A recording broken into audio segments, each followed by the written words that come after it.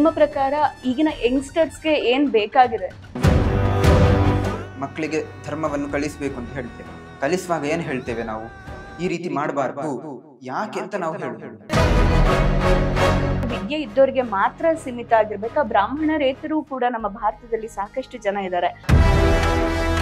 ಸಾಮಾನ್ಯ ನಮ್ಮಲ್ಲಿ ಏನು ಕ್ರಮ ಅಂತ ಹೇಳಿದ್ರೆ ಬ್ರಾಹ್ಮಣರು ಮಾತ್ರ ವೇದ ಕಲಿಯಬೇಕು. ಯಾಕಂದ್ರೆ ನಮ್ಮ ಧರ್ಮ ಈಗ ಬಂದದ್ದಲ್ಲ, ತುಂಬಾ ಹಿಂದಿನಿಂದ ಇದ್ದದ್ದು. ಹಾಗಾಗಿ ಅದು ಕರೆಕ್ಟ್ ಆಗಿ ಶೇಪ್ ಆಗಿ ಬಂದಿದೆ. ನಿಮ್ಮ ಪ್ರಕಾರ ಈ ಕೇಳುವಂತಹ ಕಾರ್ಯಗಳು ಆಗ್ತಾ ಇದೆಯಾ ಸಮಾಜದಲ್ಲಿ ಸರಿಯಾಗಿ? ಸ್ವಲ್ಪ ಕಮ್ಮಿ ಆಗ್ತಾ ಉಂಟು. ಇದನ್ನು ಓದಿದ್ರೆ ಹೇಗೆ ಬದುಕುದು? ಜಾತಕದಲ್ಲಿ ಏನಿದೆ ಅದೇ ಜೀವನ. ಒಬ್ಬ ವ್ಯಕ್ತಿಯ ಗುಣವನ್ನು ಹೇಳ್ತಿರ್ತದೆ. ಧರ್ಮವನ್ನು ಉಳಿಸಬೇಕು. ಧರ್ಮ ಉಳಿಸಬೇಕು ಅಂತ ಹೇಳಿದ್ರೆ ಧರ್ಮ ಆಚರಣೆ ಮಾಡಬೇಕು. ಆಚರಣೆ ಮಾಡ್ಬೇಕು ಅಂತ ಹೇಳಿದ್ರೆ ಅವರಿಗೆ ಕಲಿಸಬೇಕು. ದೇವರು ಅಂತ ಇದ್ದಾನೆ, ಆದ್ರೆ ಅವನ ಬಗ್ಗೆ ಅನೇಕ ದುಷ್ಟರು ಅಪಪ್ರಚಾರ ಮಾಡಿದ್ದಾರೆ. ಏನು ಈ ಅಷ್ಟಮಠದ ಕಾನ್ಸೆಪ್ಟ್? ಅಷ್ಟಮಠ ಅಂತ ಅಂದ್ರೆ ಒಂದು ಹೋಮ ಮಾಡಿದ್ರೆ ದೋಷ ಹೋಯ್ತು ಅಂತಲ್ಲ. ನಿಮಗೆ ಕೃಷ್ಣ ಅಂದ್ರೆ ಅದೆಷ್ಟು ಪ್ರೀತಿ? ಜೀವನ ಇರುವುದೇ ಕೃಷ್ಣನಿಗೋಸ್ಕರ, ಅದಕ್ಕಿಂತ ಪ್ರೀತಿ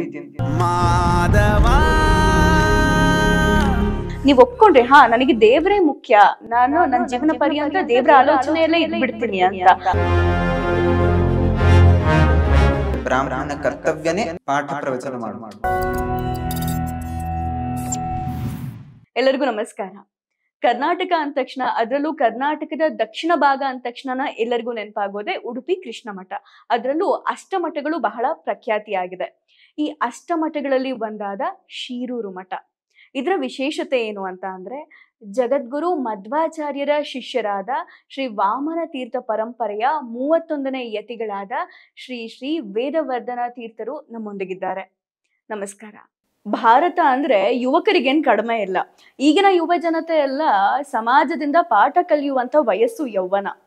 ಯೌವನದಲ್ಲಿ ಸಮಾಜದಿಂದ ಪಾಠ ಕಲಿಯಬೇಕಾದಂತಹ ವಯಸ್ಸಿನಲ್ಲಿ ಇವರು ಸಮಾಜಕ್ಕೆ ಪಾಠ ಹೇಳುವಂತಹ ಸ್ಥಾನದಲ್ಲಿದ್ದಾರೆ. ಹೇಗಿದೆ ಆಧ್ಯಾತ್ಮ ಬದುಕು, ಸಮಾಜ ಹೇಗಿದೆ, ಇವರ ದಿನಚರಿ ಹೇಗಿರುತ್ತೆ ಅನ್ನೋದನ್ನೆಲ್ಲ ಕೇಳೋಣ. ಸ್ವಾಮೀಜಿ, ಹೇಗಿದೆ ಆಧ್ಯಾತ್ಮಿಕ ಬದುಕು? ದೇವರ ಕೃಪೆಯಿಂದ ಒಳ್ಳೇದಾಗ್ತಾ ಉಂಟು. ಒಳ್ಳೇದಾಗ್ತಾ ಇದೆ. ಈಗ ಒಂದು ಮಾತಿದೆ, ನಾವು ತುಂಬಾ ಯೌವನದಲ್ಲಿದ್ದಾಗ ನಾನು ಇದು ಮಾಡ್ಬಿಡ್ತೀನಿ ಅದ್ ಮಾಡಿಬಿಡ್ತೀನಿ ಅಂತೇಳಿ ತುಂಬಾ ಶಕ್ತಿ ಇರುತ್ತೆ, ತುಂಬಾ ಆಸೆಗಳಿರುತ್ತೆ, ಜೀವನದಲ್ಲಿ ಹಿಂಗೆ ಆಗ್ಬೇಕು ಅಂತ ಇರುತ್ತೆ. ನೀವು ಯತಿಗಳಾಗಿದ್ದೀರಾ, ಕಾವಿ ಬಟ್ಟೆಯನ್ನ ಧರಿಸಿದಿರ, ಒಂದು ಉನ್ನತವಾದ ಅನ್ನೋದಕ್ಕಿಂತ ಹೆಚ್ಚಾಗಿ ಬಹಳ ಶ್ರೇಷ್ಠವಾದ ಸ್ಥಾನದಲ್ಲಿ ನೀವಿದ್ದೀರಾ. ನಿಮ್ಮ ಬಾಲ್ಯದ ದಿನಗಳು ಹೇಗಿತ್ತು? ನೀವ್ ಹೇಗೆ ಈ ಸಾಲಿಗೆ ಬಂದ್ರಿ ಅಂತ? ಅದೇ, ಮೊದಲಿಗೆ ಶಾಲೆಯಲ್ಲೇ ಅಧ್ಯಯನ ಮಾಡ್ತಿದ್ದದ್ದು.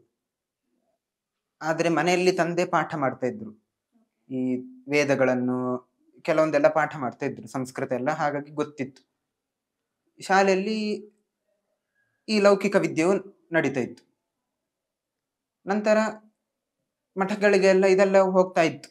ಅಂದ್ರೆ ತಂದೆ ಮಠಕ್ಕೆ ಎಲ್ಲ ಹೋಗ್ತಾ ಇದ್ರು ಹೆಚ್ಚು, ಹಾಗಾಗಿ ಅವರ ಜೊತೆ ಹೋಗ್ತಾ ಇದ್ದದ್ದು. ನಂತರ ಈ ಸನ್ಯಾಸಿ ಆಶ್ರಮ ಅವರು ಕೇಳಿದಾಗ ಸರಿ ಅಂತ, ಇದೇ ಒಳ್ಳೇದು ಅಂತ ಹಾಗೆ ಆಯ್ತು. ತಿಳ್ಕೊಳ್ಬೋದಾ ನೀವು ಈ ಒಂದು ಹಾದಿಗೆ ಹೇಗ್ ಬಂದ್ರಿ ಅಂತ? ಯಾಕಂದ್ರೆ ತುಂಬಾ ಕ್ಯೂರಿಯಾಸಿಟಿ ಇರುತ್ತೆ. ಯಾಕಂತಂದ್ರೆ ಸ್ಕೂಲಲ್ಲಿ ಓದ್ತಾ ಇದ್ರಿ ನೀವು, ನಿಮಗೇನೋ ಒಂದು ಆಸೆ ಇರುತ್ತೆ. ಈಗ ಯಾವ್ದಾದ್ರು ಒಂದು 8th ಸ್ಟ್ಯಾಂಡರ್ಡ್ 10th ಸ್ಟ್ಯಾಂಡರ್ಡ್ ಓದ್ತಿರೋ ಮಗುಗೆ ನೀನ್ ಏನ್ ಆಗ್ಬೇಕು ಮುಂದೆ ಅಂತ ಕೇಳಿದ್ರೆ ಅವ್ರು ಹೇಳ್ತಾರೆ, ಅಂದ್ರೆ ಅವ್ರು ಅವಾಗ್ಲೇ ಡಿಸೈಡ್ ಆಗ್ಬಿಡ್ತಾರೆ, PUC ಅಲ್ಲಿ ನಾನು ಇದೇ ಸಬ್ಜೆಕ್ಟ್ ತಗೊಳ್ಬೇಕು, ನಾನು ಹಿಂಗೆ ಮಾಡ್ಬೇಕು ಅಂತ. ನೀವ್ SSLC ಓದುವಾಗ ನೀವ್ ಹೇಗೆ ಈ ಬದುಕಿಗೆ ಬಂದ್ರಿ ಅಂತ? ಒಂದು ಮಹತ್ತರವಾದ ಘಟ್ಟ ಇದ್ದೇ ಇರುತ್ತೆ ಪ್ರತಿಯೊಬ್ಬರ ಬದುಕಿನಲ್ಲೂ. ಅದೇ, ಶಿರೂರು ಮಠದ ಸ್ವಾಮಿಗಳು ಆಗ ಕಾಲ ಆದಾಗ ಯಾರಾದ್ರೂ ಆಶ್ರಮ ಬೇಕು ಅಂತ ಆಯ್ತು. ಆಗ ನಮ್ಮಲ್ಲಿ ಜಾತಕ ನೋಡುವುದು, ಅಂದ್ರೆ ಈಗ ಒಂದು ಮಠಕ್ಕೆ ಸನ್ಯಾಸಿ ಒಬ್ಬ ಆಗ್ಬೇಕು ಅಂತ ಹೇಳಿದ್ರೆ ಅವರ ಜಾತಕ ಪರಿಶೀಲನೆ ಮಾಡುದು. ಆಗ ಜಾತಕ ನೋಡ್ಬೇಕು ಅಂತ ಹೇಳಿದ್ರೆ ಹುಡುಗರೇ ಆಗಿರ್ಬೇಕು, ಮತ್ತೆ ತವಳವರೇ ಆಗಿರ್ಬೇಕು, ಈ ರೀತಿ ಎಲ್ಲ ಉಂಟು. ಹಾಗಾಗಿ ಯಾರ್ಯಾರನ್ನೋ ಕರೆದು ಕೊಡ್ಲಿಕ್ಕೆ ಆಗುದಿಲ್ಲ. ಆ ಜಾತಕ ನೋಡುವಾಗ ಅದರಲ್ಲಿ ಸನ್ಯಾಸಿ ಯೋಗ ಇರಬೇಕು. ಈಗ ನಾವು ಮದ್ವೆ ಮಾಡುವಾಗೆಲ್ಲ ನೋಡ್ತೇವೆ, ಅವರ ಬದುಕೆಲ್ಲ ಆರಾಮಿರ್ಬೇಕು, ಏನು ಗಲಾಟೆ ಆಗ್ಬಾರ್ದು ಅಂತ. ಅದೇ ರೀತಿ ಈ ನಮ್ಮಲ್ಲಿಯೂ ಸನ್ಯಾಸ ಕೊಡ್ಬೇಕು ಅಂತ ಹೇಳಿದ್ರೆ ಇದನ್ನೆಲ್ಲ ನೋಡ್ತಾರೆ. ಸನ್ಯಾಸಿ ಅಂತ ಹೇಳಿದ್ರೆ ಪೀಠಾಧಿಪತ್ವ ಇರ್ಬೇಕು ಅದರಲ್ಲಿ. ಯಾಕಂತ ಹೇಳಿದ್ರೆ ಇಲ್ಲ ಅಂತಿದ್ರೆ ಹೇಗೇಗೋ ಬದುಕಿದ್ರೆ ಆ ಮಠದ ಜವಾಬ್ದಾರಿ ಎಲ್ಲ ಇರ್ತದೆ, ಅದನ್ನು ನಡೆಸ್ಬೇಕು. ಅದಕ್ಕೋಸ್ಕರ ಅಂಥವರೇ ಆಗಿರ್ಬೇಕು ಅಂತ ಜಾತಕ ನೋಡುವುದು. ಹಾಗಾಗಿ ಅವರು ಹೋದ್ರು ಅಂತ ದ್ವಂದ್ವ ಮಠದ ಸೋದೆ ಮಠದ ಸ್ವಾಮಿಗಳು ಅವರು ಹುಡುಕ್ತಾ ಇದ್ರು. ಆಗ ಅವರಿಗೆ ಜಾತಕ ಸಿಕ್ಕಿತು. ಅಂದ್ರೆ ತಂದೆ ಸೋದೆ ಮಠಕ್ಕೆ ತುಂಬಾ ಸಂಪರ್ಕ ಇತ್ತು. ಹಾಗಾಗಿ ನನ್ನ ಜಾತಕ ನೋಡಿದಾಗ ಆಗ್ತದೆ ಅಂತ ಆಯ್ತು. ನಂತರ ಅವರು ಹೇಗೆ ಎಲ್ಲ ಹೇಳಿದ್ರು, ಹೀಗೆ ಮಠಕ್ಕೆ ಸನ್ಯಾಸಿ ಆಗ್ಬೇಕು, ಸನ್ಯಾಸಿ ಆದ್ರೆ ಹೀಗೆ, ಆಗ್ಲಿಲ್ಲ ಅಂತಿದ್ರೆ ಹೀಗೆ. ನಂಗೆ ಸರಿ ಎಂತೂ ಈ ಲೌಕಿಕ ಇಷ್ಟ ಇರ್ಲಿಲ್ಲ, ಇದೇ ಒಳ್ಳೇದು. ಇಲ್ಲಿಂತಿದ್ರೆ ದೇವರ ಬಗ್ಗೆನೇ ಇಡೀ ದಿವಸ ನಾವು ಚಿಂತನೆ ಮಾಡಬಹುದು. ದೇವರ ಬಗ್ಗೆ ಎಲ್ಲಿದ್ರೂ ಚಿಂತನೆ ಮಾಡ್ಲೇಬೇಕು. ಇಲ್ಲಂತಿದ್ರೆ ಈ ಲೌಕಿಕ ಜಾಬು ಮಾಡ್ತಾ ದೇವರ ಚಿಂತನೆ ಮಾಡುತ್ತಿದ್ರೆ ದೇವರ ಚಿಂತನೆ ಕಮ್ಮಿ ಆಗ್ತಾ ಹೋಗ್ತದೆ. ಆದ್ರೆ ಈ ಧಾರ್ಮಿಕ ಜೀವನದಲ್ಲಿ ಸನ್ಯಾಸಿ ಆದ್ರೆ ದೇವರ ಚಿಂತನೆ ಆರಾಮದಲ್ಲಿ ಮಾಡ್ಬೋದು. ಹಾಗಾಗಿ ಇದೇ ಆಯ್ತು ಅಂತ ಹಾಗೆ ನಿರ್ಧಾರ ಮಾಡಿತ್ತು. ನೀವೇ ನಿರ್ಧಾರ ಮಾಡಿದ್ರಿ, ಅಪ್ಪ ಎಲ್ಲ ಹೇಳಿದಾಗ ಎಲ್ಲರೂ ಅಪ್ರೋಚ್ ಮಾಡಿದಾಗ ದೇವರ ಚಿಂತನೆನೇ ನನಗಿರ್ಲಿ ಅಂತ. ಆದ್ರೆ ಒಂದೊಂದು ಆಸೆ ಇರುತ್ತಲ್ವಾ, ಇದು ಹೇಗಿದ್ರು ನಿಮಗೆ ಅಪ್ರೋಚ್ ಆಗಿದ್ದು ನೀವು 10th ಇರ್ತಾ, ಮೊದ್ಲಿಗೆ ಒಂದು ಆಸೆ ಇರುತ್ತೆ, ನಾನು ಓದಿ ಈ ಪೊಸಿಷನ್ಗೆ ಹೋಗ್ಬೇಕು, ನಾನು ಹಿಂಗೆ ಆಗ್ಬೇಕು ಅಂತ. ಯಾವ ಮಾರ್ಗಕ್ಕೆ ನೀವು ಹೋಗ್ಬೇಕು ಅಂತ ನಿಮಗೆ ವೈಯಕ್ತಿಕವಾದ ಆಸೆ ಇದೆ? ಅಂದ್ರೆ ಅದೇ ಏನಾದ್ರೂ ಕಂಡು ಹುಡುಕ್ಬೇಕು ಅಂತ. ಹಾಗೆ ಸೈಂಟಿಸ್ಟ್, ಈಗ ನಾರ್ಮಲ್ ಕಂಡು ಹುಡುಕುದು ಯಾರು, ಡಿಸ್ಕವರಿ ಮಾಡೋದು ಸೈಂಟಿಸ್ಟೇ, ರಿಸರ್ಚ್ ಎಲ್ಲ ಮಾಡೋದು. ಹಾಗಾಗಿ ಅದಾಗುವಂತಿತ್ತು. ಈಗ ರಿಸರ್ಚ್ ಎಲ್ಲ ಮಾಡ್ಬೋದು. ಈ ಸಂಶೋಧನಾ ಮಂದಿರ ಅಂತೆಲ್ಲ ನಮ್ಮಲ್ಲಿ ಇರ್ತದೆ, ಅದರಲ್ಲಿ ಮಾಡೋದೇ ರಿಸರ್ಚ್ ಅಂತ. ಅಂದ್ರೆ ಹಿಂದೆ ಹೇಳಿದವರ ಮಾತುಗಳನ್ನು ಪರಿಶೀಲನೆ ಮಾಡಿ ಇದೆಲ್ಲ ಮಾಡ್ಲಿಕ್ಕೆ ಇರ್ತದೆ. ಹಾಗೆ ಸೈಂಟಿಸ್ಟ್ ಏನಾದ್ರೂ ಕಂಡು ಹುಡುಕ್ಬೇಕು ಅಂತ ಹಾಗಿತ್ತು ಅಂತ. ನೀವು ರಿಸರ್ಚ್ ಅಂತಿದ್ದಾಗ ನನಗೆ ನೆನಪಾಯ್ತು, ಹಿಂದಿನವರೆಲ್ಲ ಸರ್ಚ್ ಮಾಡಿ ಹೋಗಿದ್ದಾರೆ, ಇನ್ನೇನಿದ್ರು ನಾವು ರಿಸರ್ಚ್ ಮಾಡಿ ಮತ್ತೆ ಅದನ್ನ ಯುವ ಭಾರತಕ್ಕೆ ತಲುಪಿಸ್ಬೇಕಾಗಿದೆ. ಅಧ್ಯಯನ ಅನ್ನೋದು ತುಂಬಾ ಮುಖ್ಯ ಅಲ್ವಾ ಗುರುಗಳೇ? ಅಂದ್ರೆ ಅಧ್ಯಯನದ ಕೊರತೆಯಿಂದನೇ ಸಮಾಜದಲ್ಲಿ ಎಷ್ಟೊಂದು ನಾವು ಆಗು ಹೋಗುಗಳನ್ನ ನೋಡ್ತಾ ಇದೀವಿ. ನಿಮ್ಮ ಪ್ರಕಾರ ಈಗಿನ ಯಂಗ್ಸ್ಟರ್ಸ್ಗೆ ಏನ್ ಬೇಕಾಗಿದೆ? ಈಗ ನಾವು ಯಾವತ್ತು ಮಕ್ಕಳಿಗೆ ಧರ್ಮವನ್ನು ಕಲಿಸ್ಬೇಕು ಅಂತ ಹೇಳ್ತೇವೆ, ಕಲಿಸುವಾಗ ಏನ್ ಹೇಳ್ತೇವೆ ನಾವು, ಈ ರೀತಿ ಮಾಡಬಾರ್ದು, ಯಾಕೆ ಅಂತ ನಾವು ಹೇಳುದಿಲ್ಲ. ಅದು ದೊಡ್ಡ ಕೊರತೆ. ಯಾಕೆ ಅದನ್ನು ಮಾಡಬಾರ್ದು ಅಂತ ಸಹ ಅದನ್ನು ಹೇಳಬೇಕು. ಈಗ ದೇವಸ್ಥಾನಕ್ಕೆ ಬರಬೇಕು, ಮಕ್ಕಳನ್ನು ನಾವು ಕರ್ಕೊಂಡು ಹೋಗ್ಬೇಕು. ಯಾಕೆ? ಅಲ್ಲ, ದೇವರ ಹತ್ರ ಪ್ರಾರ್ಥನೆ ಮಾಡಿದ್ರೆ ದೇವರು ಒಳ್ಳೆ ಮಾಡ್ತಾನೆ ಅಂತ. ಬರೀ ಒಳ್ಳೆ ಮಾಡ್ತಾನೆ ಅಂತ ಮಾತ್ರ ಅಲ್ಲ, ನಾವು ಅಲ್ಲಿಗೆ ಹೋದಾಗ ನಮ್ಮ ಈ ಟೆನ್ಷನ್ ಎಲ್ಲ ಹೋಗ್ತದೆ. ಆ ದೇವರ ಮುಂದೆ ನಾವು 2-3 ನಿಮಿಷ ಪ್ರಾರ್ಥನೆ ಮಾಡಿದಾಗ ಮೈಂಡ್ ಒಮ್ಮೆ ರೀಸೆಟ್ ತರ ಆಗ್ತದೆ. ಆಗ ದೇವರ ಅನುಗ್ರಹವೂ ಆಗ್ತದೆ. ನಮ್ಮ ಕೆಲಸ ಮಾಡುವಾಗ ನಮಗೆ ಒಂದು ವಿಶ್ವಾಸ ಇರ್ತದೆ, ನಮ್ಮ ಹತ್ರ ದೇವರಿದ್ದಾನೆ ಅಂತ. ಹೀಗೆ ಅನೇಕ ಕಾರಣಗಳೆಲ್ಲ ಇರ್ತದೆ. ಎಲ್ಲ ಪ್ರತಿಯೊಂದಕ್ಕೊಂದೊಂದು ಕಾರಣ ಉಂಟೆ. ಅದನ್ನು ನಾವು ಮಕ್ಕಳಿಗೆ ಹೇಳಬೇಕು. ಆಗ ಅವರಿಗೆ ಇದನ್ನು ಮಾಡಿದ್ರೆ ಈ ರೀತಿ ಫಲ ಸಿಗ್ತದೆ ಅಂತ ಸುಮ್ಮನೆ ಹೇಳಿದ್ರು ಅಂತ ಮಾಡುದಿಲ್ಲ. ಈಗ ನೀವು ಹೇಳಿದ್ರಿ, ಅಂದ್ರೆ ಮಕ್ಳಿಗೆ ಏನ್ ತಪ್ಪು ಅನ್ನೋದು ನಾವ್ ಹೇಳ್ಬೇಕಂದ್ರೆ ನಾವೆಲ್ಲ ಬರೀ ಇದು ಸರಿ ಅಂತ ಹೇಳ್ತೀವಿ, ಯಾವ ತಪ್ಪು ಅನ್ನೋದು ಹೇಳ್ಬೇಕು ಅಂತ. ಅದೇ ಗುರುಗಳೇ, ಈಗ ನಾವು ನೋಡ್ತಾ ಇರ್ತೀವಿ, ಫಾರ್ ಎಕ್ಸಾಂಪಲ್ ಈಗ ನಾನ್ ನಿಮ್ ಮುಂದೆ ಇನ್ನೂ ಹೇಳ್ಬೇಕಂತಂದ್ರೆ, ಯಾವ್ದೋ ಒಂದು ವಸ್ತು ಇದನ್ನ ತಿಂದ್ರೆ ಆರೋಗ್ಯಕ್ಕೆ ಹಾನಿಕರ ಅಂತ ಡಿಸ್ಕ್ಲೈಮರ್ ಹಾಕಿರ್ತಾರೆ, ಸ್ಟಿಲ್ ಅದನ್ನ ಸೇವನೆ ಮಾಡ್ತಾರೆ. ಅಂದ್ರೆ ಇದು ತಪ್ಪು ಅಂತ ಹೇಳಿದ್ರು ಕೂಡ, ಅಂದ್ರೆ ಸಮಾಜಕ್ಕೆ ನಾವ್ ಇನ್ನೂ ಅವೇರ್ನೆಸ್ ಮೂಡಿಸ್ಬೇಕಾಗಿದೆ. ಸೊ ಹಾಗಾಗಿ ನಾನ್ ನಿಮ್ಮನ್ನ ಕೇಳೋದೇನು ಅಂದ್ರೆ, ನಿಮಗೆ ಚಿಕ್ಕಂದ್ರಿ ಇದ್ದಾಗ ನಿಮ್ಮ ಅಪ್ಪ ಅಮ್ಮ ಯಾವ ರೀತಿಯಾಗಿ ನಿಮ್ಮನ್ನ ಬೆಳೆಸಿದ್ರು ಅಂತ. ಅಂದ್ರೆ ಫಾರ್ ಎಕ್ಸಾಂಪಲ್, ನಿಮಗೆ ಜಾತಕ ನೋಡಿ ನಿಮ್ಮ ಗುರುಗಳೆಲ್ಲ ಹೇಳಿದ ತಕ್ಷಣ, ಅಂದ್ರೆ ನಿಮ್ಮ ದ್ವಂದ್ವ ಮಠದಿಂದ ನಿಮಗೆ ಸಂದೇಶ ಬಂದ ತಕ್ಷಣ ನೀವು ಒಪ್ಕೊಂಡ್ರಿ, ನನಗೆ ದೇವರೇ ಮುಖ್ಯ, ನಾನು ನನ್ನ ಜೀವನ ಪರ್ಯಂತ ದೇವರ ಆಲೋಚನೆಯಲ್ಲೇ ಇದ್ಬಿಡ್ತೀನಿ ಅಂತ. ಹಾಗೆ ಇವತ್ತಿನ ಮಕ್ಳಿಗೆ ಅನಿಸ್ಬೇಕು ಅಂತ ಅಂದ್ರೆ ನಿಮ್ಮ ಜೀವನ ಅವ್ರಿಗೆ ಮಾರ್ಗದರ್ಶನ ಆಗ್ಬೋದು. ಅಂದ್ರೆ ಇಂದಿನ ಪೋಷಕರಿಗೆ ನಿಮ್ಮ ತಂದೆ ತಾಯಂದ್ರು ನಿಮಗೆ ಬಾಲ್ಯದಲ್ಲಿ ಕೊಟ್ಟಂತ ಸಂಸ್ಕಾರ ಹೇಗಿತ್ತು ಅಂತ. ಅಂದ್ರೆ ಅದೇ, ತಂದೆ ನಿತ್ಯ ಮನೆಯಲ್ಲಿ ಪೂಜೆ ಎಲ್ಲ ಮಾಡ್ತಾ ಇದ್ರು. ಅಷ್ಟು ಮಾತ್ರ ಅಲ್ಲ, ಅವರದೇ ಮಠಕ್ಕೆಲ್ಲ ಹೆಚ್ಚು ಹೋಗ್ತಾ ಇದ್ರು. ಹಾಗಾಗಿ ಅದೇ ಸಂಸ್ಕಾರ, ಮಠಕ್ಕೆಲ್ಲ ಹೋಗುವುದು ಬರುವುದು, ಆಗ ಅಲ್ಲಿ ನೋಡುವುದು, ಅಲ್ಲಿ ಏನ್ ಮಾಡ್ತಾರೆ ಅಂತ, ಅದೇ ಹೆಚ್ಚು ಸಂಸ್ಕಾರ ಬಂದದ್ದು. ಹಾಗೆ ಮತ್ತೆ ಮನೆಯಲ್ಲಿ ಈ ಶಾಸ್ತ್ರ ಶ್ಲೋಕಗಳು ಇದನ್ನೆಲ್ಲ ಕಲಿಸ್ತಾ ಇದ್ರು. ಹೌದು ಸ್ವಾಮೀಜಿ. ಇನ್ನೊಂದು ನಾನು ಕೇಳ್ತೀನಿ, ಈಗ ನೀವು ಬ್ರಾಹ್ಮಣರು, ನಿಮ್ಮ ತಂದೆಗೆ ವಿದ್ಯೆ ಇತ್ತು, ಸಂಸ್ಕೃತದ ವಿದ್ಯೆ, ಹಾಗಾಗಿ ನಿಮಗೆ ಶ್ಲೋಕಗಳು ಹೇಳ್ಕೊಡ್ತಾ ಇದ್ರು.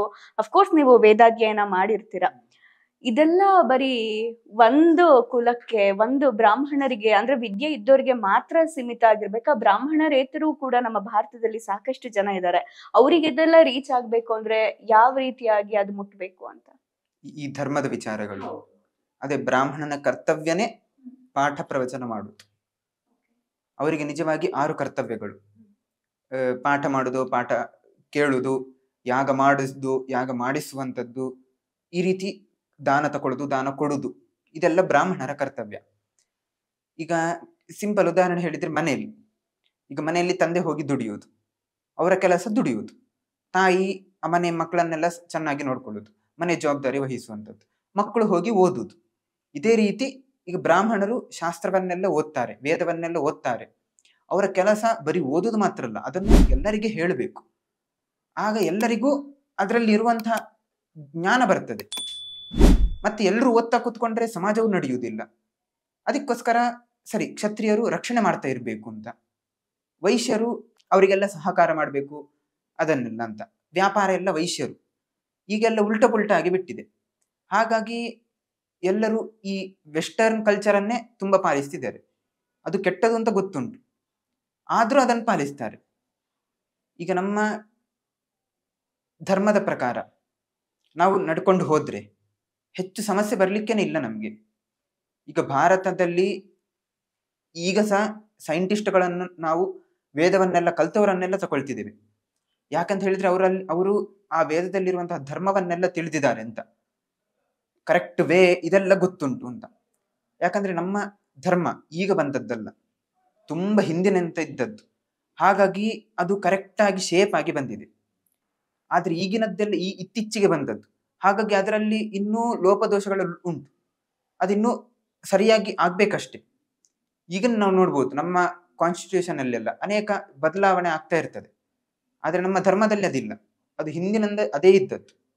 ಆದ್ರೆ ಅದನ್ನು ಓದ್ಬೇಕು ಅಂತ ಹೇಳಿದ್ರೆ ಅದು ಗ್ರಂಥ ಶಾಸ್ತ್ರವನ್ನೇ ಓದಬೇಕು. ಆಗ ಅದು ಓದಿದ್ರು ಬೇರೆಯವರಿಗೆ ಅದನ್ನು ಹೇಳಬೇಕು.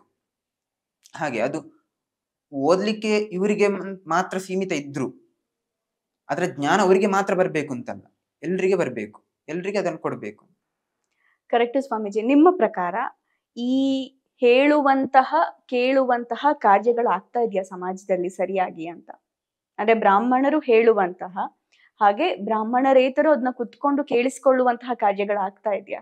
ಸ್ವಲ್ಪ ಕಮ್ಮಿ ಆಗ್ತಾ ಉಂಟು. ಯಾಕಂತ ಹೇಳಿದ್ರೆ ಇದನ್ನು ಓದಿದ್ರೆ ಹೇಗೆ ಬದುಕುದು, ಆ ಒಂದು ಎಲ್ಲರ ತಲೆಯಲ್ಲಿ ಉಂಟು.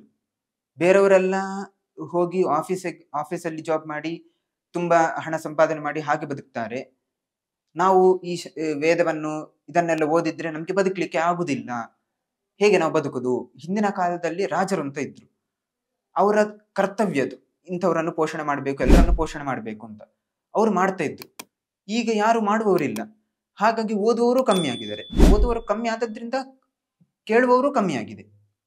ಆದ್ರೆ ಕಲ್ತವರಿದ್ರೆ, ಅವ್ರು ಹೇಳಲಿಕ್ಕೆ ಶುರು ಮಾಡಿದ್ರೆ ಜನರು ಖಂಡಿತ ಬರ್ತಾರೆ. ಈಗ ಇತ್ತೀಚೆಗೆ ಈ ವಿದ್ಯಾಪೀಠ ಇದನ್ನೆಲ್ಲ ಶುರು ಮಾಡಿ ಅನೇಕ ಮಂದಿ ಕಲ್ತು ಅದನ್ನು ಪಾಠ ಪ್ರವಚನ ಮಾಡ್ತಿದ್ದಾರೆ. ಆಗ ಜನ ಬರ್ತಾ ಇದ್ದಾರೆ. ಆದ್ರೆ ಗೊತ್ತಿದ್ದವರಿಗೆ ಮಾತ್ರ ಇದಾಗ್ತಾ ಉಂಟು. ಈ ವಾತಾವರಣದಲ್ಲಿ ಇದ್ದವರಿಗೆ ಮಾತ್ರ ಸರಿ ಕೇಳುವಂತ ಮನಸ್ಸು ಬರ್ತದೆ. ಬೇರೆಯವರಿಗೆ ಇದು ಕೇಳಲಿಕ್ಕೆ ಟೈಮ್ ವೇಸ್ಟ್.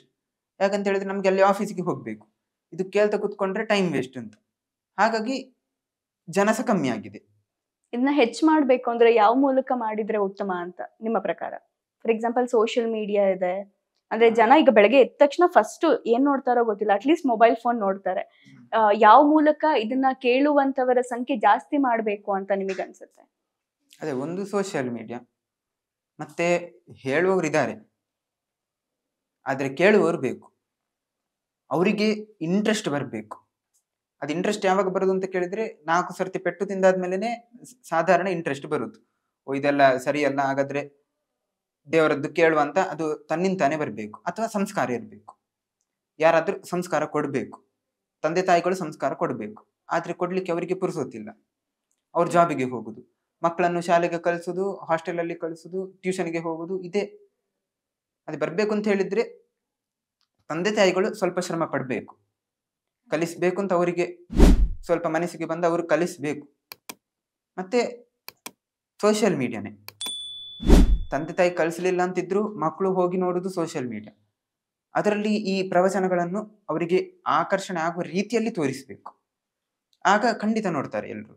ಜೊತೆಗೆ ಇನ್ನೊಂದು, ಈಗ ಯುವ ಜನತೆ ಈಗ ಎಷ್ಟೊಂದು, ಈಗ ನಾನು ನೋಡಿದ ಮಟ್ಟಿಗೆ ತುಂಬಾ ಜನ ಆಧ್ಯಾತ್ಮದ ಕಡೆ ಒಲವು ತೋರಿಸ್ತಾ ಇದ್ದಾರೆ. ಫಾರ್ ಎಕ್ಸಾಂಪಲ್ ಅಂದ್ರೆ ನಾನು ಸಂಸ್ಥೆಗಳ ಹೆಸರು ಹೇಳಕ್ ಹೋಗಲ್ಲ.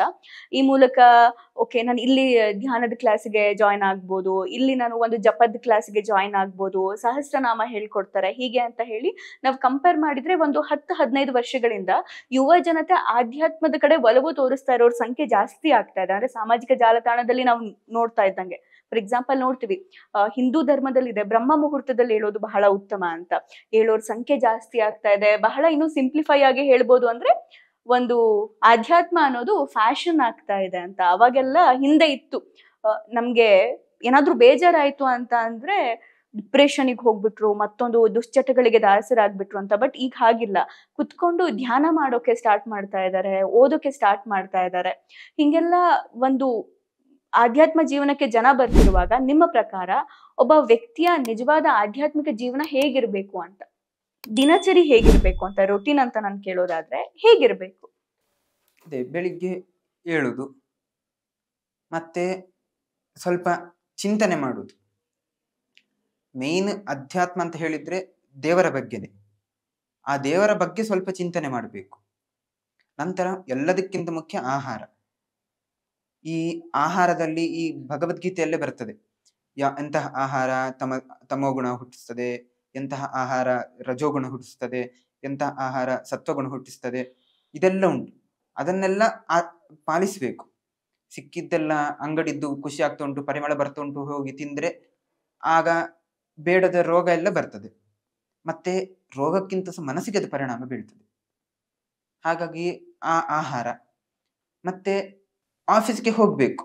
ಯಾಕಂದ್ರೆ ಈಗ ಆಫೀಸ್ ಅಂತಲ್ಲ, ಏನಾದ್ರೂ ಕೆಲಸ ಮಾಡಬೇಕು.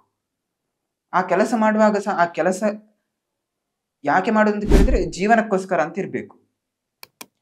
ಈ ಜೀವನನೇ ಕೆಲಸಕ್ಕೋಸ್ಕರ ಅಂತ ಮಾಡ್ಕೊಂಡ್ರೆ ನಮ್ಮ ತಲೆ ಬಿಸಿ ಎಲ್ಲ ಜಾಸ್ತಿ ಆಗ್ಲಿಕ್ಕೆ ಶುರು ಆಗ್ತದೆ.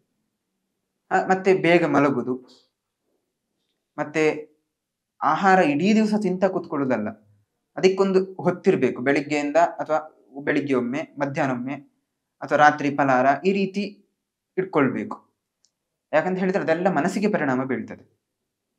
ಮತ್ತೆ ರಾತ್ರಿ ಬೇಗ ಮಲಗುದು. ನಿಮ್ಮ ಆಧ್ಯಾತ್ಮಿಕ ಬದುಕು ಹೇಗಿದೆ ಅಂದ್ರೆ ನಿಮ್ಮ ಆಧ್ಯಾತ್ಮಿಕ ದಿನಚರಿ ಹೇಗಿರುತ್ತೆ? ನೀವು ಯತಿಗಳಾಗಿ ಯಾವ ರೀತಿಯಾದ ದಿನಚರಿಯನ್ನ ನೀವು ಪಾಲಿಸ್ತೀರಾ ಅಂತ? ಅದೇ ಬೆಳಿಗ್ಗೆ ಬೇಗ ಎದ್ದು ಒಂದು 5 ಗಂಟೆ ಸಾಮಾನ್ಯ 5 ಗಂಟೆ ಎದ್ದು ಮತ್ತೆ ಸ್ವಲ್ಪ ಯೋಗ ಮಾಡಿ ನಂತರ ಜಪ ಪೂಜೆ ಅದೆಲ್ಲ ಮುಗ್ದಾಗ ಸಾಧಾರಣ ಒಂದು 9 ಗಂಟೆ ಆಗ್ತದೆ. ನಂತರ ಪಾಠ ಶುರು. ಈ ಸಂಸ್ಕೃತ ವ್ಯಾಕರಣ ಇತ್ಯಾದಿ ಮತ್ತೆ ಶಾಸ್ತ್ರ, ಇದೆಲ್ಲ ಕಾವ್ಯ ಪಾಠ ಎಲ್ಲ ಶುರು ಆಗ್ತದೆ. ಒಂದು ಮಧ್ಯಾಹ್ನ ಊಟ, ನಂತರ ಪುನಃ ಪಾಠ. ಅಂತೂ ಸಾಧಾರಣ ದಿನ ಪಾಠದಲ್ಲೇ ಹೋಗ್ತದೆ. ನಂತರ ರಾತ್ರಿ ಪ್ರವಚನ ಇದ್ರೆ ಪ್ರವಚನ, ಪೂಜೆ, ನಂತರ ವಿಶ್ರಾಂತಿ. ಕಂಪ್ಲೀಟ್ ನಿಮ್ಮ ಬದುಕಿನಲ್ಲಿ ಅಧ್ಯಯನ, ಪೂಜೆ, ಜಪ, ಬರೀ ದೇವರ ನಾಮಸ್ಮರಣೆ ಇದೆಲ್ಲ ಮಾಡ್ಕೊಳ್ತಾ ಒಂದು ಕಂಪ್ಲೀಟ್ ಆದ ಒಂದು ಆಧ್ಯಾತ್ಮಿಕ ಬದುಕನ್ನ ನೀವು ಜೀವಿಸ್ತಾ ಇದ್ದೀರಾ. ಇನ್ನೊಂದು ಬಹಳ ಮುಖ್ಯವಾಗಿ ನಾನು ಕೇಳಬೇಕು ಅಂತ ಅನ್ಕೊಂಡೆ. ನೀವು ಹೇಳಿದ್ರಿ ನೀವು ಈ ಜೀವನಕ್ಕೆ ಬಂದಿದ್ದು ನಿಮ್ಮ ಜಾತಕವನ್ನ ನೋಡಿ ದ್ವಂದ್ವ ಮಠದವರು ನೋಡ್ಬಿಟ್ಟು ಆ ಮೂಲಕ ನೀವು ಈ ಜೀವನಕ್ಕೆ ಬಂದ್ರಿ ಅಂತ. ಸ್ವಾಮೀಜಿ, ಬಹಳ ಮುಖ್ಯವಾಗಿ ನಾನು ಇಲ್ಲಿ ಕೇಳಲೇಬೇಕು, ಜಾತಕದಲ್ಲಿ ಏನಿದೆ ಅದೇ ಜೀವನನ? ಅಂದ್ರೆ ಒಬ್ಬ ಮನುಷ್ಯನಿಗೆ ತನ್ನದು ಅಂತ ಒಂದು ಆಸೆ ಇರುತ್ತೆ. ಅಂದ್ರೆ ಈ ಮೂಲಕ ಅಂದ್ರೆ ವೀಕ್ಷಕರಿಗೂ ಕೂಡ ಸಾಕಷ್ಟು ಪ್ರಶ್ನೆಗಳಿರುತ್ತೆ ನೀವು ಹೇಳಿದ ತಕ್ಷಣ. ಈಗ ನಾವು ಫಾರ್ ಎಕ್ಸಾಂಪಲ್ ನಾನು ಓದಿದಂಗೆ ಸ್ವಾಮಿ ವಿವೇಕಾನಂದರ ಜಾತಕದಲ್ಲೂ ಕೂಡ ಅವರು ಪರಿವ್ರಾಜಕ ಸನ್ಯಾಸಿಯಾಗಿ ಅಮೆರಿಕದಕ್ಕೆ ಹೋದ್ಮೇಲೆ ಅವರು ಜಾತಕ ತೆಗೆದು ನೋಡ್ತಾರಂತ. ಅವ್ರ ತಾಯಿ ಯಾವಾಗ್ಲೂ ಬ್ಯಾಗಲ್ಲಿ ಇರ್ತಿದ್ರು ಅಂತ. ಅವಾಗ ಅವ್ರಿಗೆ ಆಶ್ಚರ್ಯ ಆಗುತ್ತಂತೆ, ಅಯ್ಯೋ ನನ್ನ ಜಾತಕದಲ್ಲೇ ಇದೆ, ನಾನೊಬ್ಬ ಅಲೆಮಾರಿ ಸನ್ಯಾಸಿಯಾಗಿ ಜೀವನವನ್ನ ಕಳಿಬೇಕು ಅಂತಿದೆ ಅಂತ. ಹಾಗಾದ್ರೆ ಜಾತಕನೇ ಅಲ್ಟಿಮೇಟಾ ಅಂತ? ಅಂದ್ರೆ ಜಾತಕ ಅಂತ ಹೇಳಿದ್ರೆ ನಾವು ಹೇಗೆ ಅಂತ ಅದು ನಮ್ಗೆ ತೋರಿಸಿಕೊಡುದು ಮಾತ್ರ. ಈಗ ಒಬ್ಬ ವ್ಯಕ್ತಿಯನ್ನು ನೋಡುವಾಗ ನಮ್ಗೆ ಗೊತ್ತಾಗುದಿಲ್ಲ ಇದೇ ರೀತಿ ಅಂತ. ಅದಕ್ಕೋಸ್ಕರ ಜಾತಕ, ಈ ಗ್ರಹಗಳು, ಜಾತಕ ಇದರ ಕೆಲಸನೇ ಅದು. ತೋರಿಸಿಕೊಡುದು ಮಾತ್ರ ಅವುಗಳ ಕೆಲಸ, ಅದು ನಿರ್ಧಾರ ಮಾಡುವುದಲ್ಲ. ಈಗ ನಾನು ಯಾರಿಗೋ ಪೆಟ್ಟು ಕೊಟ್ಟಿದ್ದೇನೆ, ಆ ಪೆಟ್ಟು ನಾನು ತಿನ್ಲಿಕ್ಕುಂಟು, ಅಂದ್ರೆ ಆ ದೋಷ ನಂಗೆ ಕಾಡ್ತಾ ಉಂಟು ಅಂತ. ಅದೇ ಜಾತಕದಲ್ಲಿ ತೋರಿಸುದವರು, ಜಾತಕದಲ್ಲಿ ದೋಷ ಉಂಟು, ಈ ಗ್ರಹ ದೋಷ ಉಂಟು, ಅಂದ್ರೆ ಏನೋ ತಪ್ಪು ಮಾಡಿದ್ದಕ್ಕೆ ಇನ್ನು ಪೆಟ್ಟು ತಿನ್ಲಿಕ್ಕುಂಟು ಅಂತ. ಅದಕ್ಕೆ ಪ್ರಾಯಶ್ಚಿತ್ತ ಮಾಡ್ಕೊಂಡ್ರೆ, ಆ ದೋಷ ಪರಿಮಾರ್ಜನೆ ಮಾಡ್ಕೊಂಡ್ರೆ, ಅಂದ್ರೆ ಒಂದು ಹೋಮ ಮಾಡಿದ್ರೆ ದೋಷ ಹೋಯ್ತು ಅಂತಲ್ಲ, ನಾನು ಆ ತಪ್ಪು ಮಾಡಿದೆ, ಮಾಡಬಾರ್ದಿತ್ತು, ಛೇ ಎಂತ ಮಾಡುದು, ಸರಿ ದೇವರೇ ನೀಗೊಂದು ಹೋಮ ಮಾಡ್ತೇನೆ, ಈ ರೀತಿ ಪ್ರಾಯಶ್ಚಿತ್ತ ಇರೋದು. ಆದ್ರೆ ಈಗ ಏನಾಗಿದೆ, ಅದು ಬೇರೆ ಆಗಿದೆ. ಆದ್ರೆ ನಿಜವಾಗಿ ಹಾಗೆ, ನಾನು ಆ ದೋಷ ಮಾಡಿದ್ದೇನೆ, ತಪ್ಪು, ಅದಕ್ಕೊಂದು ಹೋಮ ಇರಲಿ ಅಂತ. ಹೀಗೆ ದೋಷ ಪರಿಮಾರ್ಜನೆ ಮಾಡಿಕೊಂಡಾಗ ನಮ್ಗೆ ಬೀಳುವಂತ ಪೆಟ್ಟು ಕಮ್ಮಿಯಾಗಿ ಬೀಳ್ತದೆ. ಹೌದು, ಅರಿವಾಯ್ತಲ್ಲ, ಸರಿ ಇಷ್ಟಕ್ಕೆ ಸಾಕು ಅಂತ. ಹಾಗೆ ಒಬ್ಬನ ಗುಣವನ್ನು ನೋಡಿದ್ರೆ ಗೊತ್ತಾಗುದಿಲ್ಲ. ಯಾಕಂದ್ರೆ ಚಿಕ್ಕ ಇರುವಾಗ ಒಂದು ರೀತಿ ಇರ್ತಾನೆ, ದೊಡ್ಡಾದಾಗ ಏನೋ ಒಂದು ಘಟನೆ ಆಗಿ ಇನ್ನೊಂದು ರೀತಿ ಆಗ್ತಾನೆ. ಆದ್ರೆ ಜಾತಕದಲ್ಲಿ ಅದು ತೋರಿಸ್ತಾ ಇರ್ತದೆ, ನೋಡಿ ಈ ರೀತಿ ಆಗ್ತದೆ, ನಿಮ್ಗೆ ಈ ದೋಷ ಉಂಟು, ತೊಂದರೆ ಆಗ್ಲಿಕ್ಕುಂಟು. ಹಾಗಾಗಿ ಈ ಸನ್ಯಾಸ ಸ್ವೀಕಾರ ಮಾಡುವಾಗ ಜಾತಕ ನೋಡುದು. ಯಾಕಂತ ಹೇಳಿದ್ರೆ ಅವರದ್ದು ಈ ರೀತಿ ಕರ್ಮ ಮಾಡಿದ್ದಾರೆ ಅವರು, ಹಾಗಾಗಿ ತೊಂದರೆ ಇಲ್ಲ, ಅವರು ಈ ಆಶ್ರಮಕ್ಕೆ ಫಿಟ್. ಇಲ್ಲಂತಿದ್ರೆ ಮುಂದೆ ಆಶ್ರಮ ಸ್ವೀಕಾರ ಮಾಡಿ ನಂಗೆ ಇದು ಇಷ್ಟ ಇಲ್ಲ ಅಂತ ಹೇಳಿ ಮದುವೆ ಆದ್ರೆ ಆ ಪೀಠವು ಹಾಳಾಗ್ತದೆ, ಭಕ್ತರಿಗೆ ದಾರಿ ಇಲ್ಲ ಅಂತ ಆಗ್ತದೆ, ಈ ರೀತಿ ಸಮಸ್ಯೆ ಎಲ್ಲ ಆಗ್ತದೆ. ಹಾಗಾಗಿ ಇಲ್ಲ, ಇವರದ್ದು ಸ್ವಭಾವನೆ ಈ ಧಾರ್ಮಿಕ ಸ್ವಭಾವ, ಹಾಗಾಗಿ ಕೊಡ್ಬೋದು ಅಂತ ಇಷ್ಟೇ ನಿರ್ಧಾರ ಮಾಡುದು ಜಾತಕ. ಸತ್ಯವಾದ ಮಾತು. ಬಹಳ ಅದ್ಭುತವಾಗಿ ನೀವು ಜಾತಕದ ಬಗ್ಗೆ ತಿಳಿಸಿದ್ರಿ. ಹಾಗೆ ಇನ್ನೊಂದು ವಿಷಯವನ್ನ ನಿಮ್ಮ ಹತ್ರ ನಾನು ಕೇಳಬೇಕು ಅಂತ ಅನ್ಸಿದ್ದೇನಂದ್ರೆ, ಈ ಅಷ್ಟಮಠಗಳು ಸಿಕ್ಕಾಪಟ್ಟೆ ಪ್ರಸಿದ್ಧಿ ಆಗಿದೆ. ಅಂದ್ರೆ ಪ್ರತಿಯೊಬ್ಬರಿಗೂ ಕೂಡ ಉಡುಪಿ ಅಂದ ತಕ್ಷಣ ಅಷ್ಟಮಠ ಅಂತ ಗೊತ್ತು. ಆದ್ರೆ ಏನು ಈ ಅಷ್ಟಮಠದ ಕಾನ್ಸೆಪ್ಟ್, ಅಷ್ಟಮಠ ಅಂತ ಅಂದ್ರೆ ಏನು ಅಂತ? ಮಧ್ವಾಚಾರ್ಯರು ಬಂದಾದ್ಮೇಲೆ ಕೃಷ್ಣನನ್ನು ಪ್ರತಿಷ್ಠೆ ಮಾಡಿದ್ರು. ಪ್ರತಿಷ್ಠೆ ಯಾಕೆ ಮಾಡಿದ್ರು ಅಂತ ಕೇಳಿದ್ರೆ, ಅದೊಂದು ರೋಲ್ ಮಾಡೆಲ್. ಈಗ ಎಲ್ಲರೂ ಧಾರ್ಮಿಕ ಅಂತ ಹೇಳ್ತಾರೆ, ಪೂಜೆ ಮಾಡ್ತಾರೆ, ಆದ್ರೆ ಹೇಗೆ ಪೂಜೆ ಮಾಡಬೇಕು ಅಂತ ತಿಳಿಸಿಕೊಡ್ಬೇಕಲ್ಲ, ಅದಕ್ಕೋಸ್ಕರ ಕೃಷ್ಣನನ್ನು ಪ್ರತಿಷ್ಠೆ ಮಾಡಿದ್ರು. ಆ ಪ್ರತಿಮೆಯು ಕೂಡ ದ್ವಾಪರ ಯುಗದ ಪ್ರತಿಮೆ. ದೇವಕಿ ಕೃಷ್ಣನನ್ನು ನೋಡ್ಬೇಕು ಅಂತ ಆಸೆ ಆಗ್ತದೆ. ಅಂದ್ರೆ ಕೃಷ್ಣ ಚಿಕ್ಕ ಇರುವಾಗ ಹುಟ್ಟಿ ಹೋದ, ನಂತರ ದೊಡ್ಡಾದ್ಮೇಲೆ ಬಂದದ್ದು. ಚಿಕ್ಕ ಇರುವಾಗ ಮಾಡ್ತಿದ್ದ ತುಂಟಾಟ ಎಲ್ಲ ನೋಡ್ಲಿಕ್ಕೆ ಆಗ್ಲಿಲ್ಲ ಅವಳಿಗೆ, ದೇವಕಿಗೆ. ಅದಕ್ಕೆ ಆಸೆ ಆಗ್ತದೆ ನಂಗೆ ನೋಡ್ಬೇಕು ಅಂತ. ಅದಕ್ಕೋಸ್ಕರ ಒಂದು ಪ್ರತಿಮೆ ಮಾಡಿಸ್ತಾರೆ, ಒಂದು ಕೃಷ್ಣನ ಬಾಲರೂಪದ ಒಂದು ಪ್ರತಿಮೆ, ಕಡ್ಗೋಲು ಮತ್ತೆ ಹಗ್ಗ. ಏನು ಘಟನೆ ಅಂತ ಕೇಳಿದ್ರೆ, ಒಮ್ಮೆ ಯಶೋದೆ ಕೃಷ್ಣನನ್ನು ತೊಡೆಯಲ್ಲಿ ಇಟ್ಕೊಂಡು ಆಟ ಆಡಿಸ್ತಾ ಮೊಸರು ಕಡಿತಾ ಇರ್ತಾಳೆ. ಮೊಸರು ಕಡಿತಾ ಇರುವಾಗ ಅವಳಿಗೆ ನೆನಪಾಗ್ತದೆ, ಅಲ್ಲಿ ಒಲೆಯಲ್ಲಿ ಹಾಳಿಟ್ಟಿದ್ದಾಳೆ ಅಂತ. ಹೋಗ್ಲಿಲ್ಲ ಅಂತ ಹೇಳಿದ್ರೆ ಹಾಳಾಗಿ ಹೋಗ್ತದೆ. ಅದಕ್ಕೆ ಕೆಲಸ ಅಲ್ಲೇ ಬಿಟ್ಟು ಕೃಷ್ಣನನ್ನು ಅಲ್ಲೇ ಬಿಟ್ಟು ಹೋಗ್ತಾಳೆ, ಅದು ಕ್ಲೀನ್ ಮಾಡ್ಲಿಕ್ಕೆ ಅಂತ. ಅಷ್ಟು ಹೊತ್ತಾಗ ಕೃಷ್ಣನಿಗೆ ಸಿಟ್ಟು ಬರ್ತದೆ, ನನ್ಗಿಂತ ಸಹ ಹಾಲಿನ ಮೇಲೆ ಪ್ರೀತಿ ಜಾಸ್ತಿ ಆಯ್ತಲ್ಲ ಅಂತ. ಅದಕ್ಕೋಸ್ಕರ ಅವ ಸಿಟ್ಟಿನಲ್ಲಿ ಎಲ್ಲ ಮಡಿಕೆಲ್ಲ ಒಡೆದು ಕಡಗೋಲು ಹಗ್ಗ ಹಿಡ್ಕೊಂಡು ಓಡ್ಲಿಕ್ಕೆ ಶುರು ಮಾಡ್ತಾನೆ. ಯಶೋಧ ಇಲ್ಲೆಲ್ಲ ಕ್ಲೀನ್ ಎಲ್ಲ ಮಾಡಿ ಬಂದು ನೋಡ್ತಾಳೆ, ಎಲ್ಲ ಹಾಳು ಮಾಡಿದ್ದಾನೆ. ಅದಕ್ಕೆ ಹೊಡಿಲಿಕ್ಕೆ ಹೋಗ್ತಾಳೆ. ಅವ ಕೃಷ್ಣ ಕೈಗೆ ಸಿಗುದಿಲ್ಲ, ಆದ್ರೆ ಅವನ ಕಡಗೋಲು ಇರ್ತದಲ್ಲ ಕೈಯಲ್ಲಿ, ಅದನ್ನು ಹಿಡ್ಕೊಂಡು ಎಳಿತಾಳೆ. ಕಡಗೋಲು ತುಂಡಾಗ್ತದೆ. ಆ ಒಂದು ಘಟನೆಯನ್ನು ಕೆತ್ತಿ ದೇವಕಿಗೆ ಕೊಟ್ಟದ್ದು, ಅದು ವಿಶ್ವಕರ್ಮನನ್ನು ಕರೆಸಿ ಕೆತ್ತಿಸುವಂಥದ್ದು.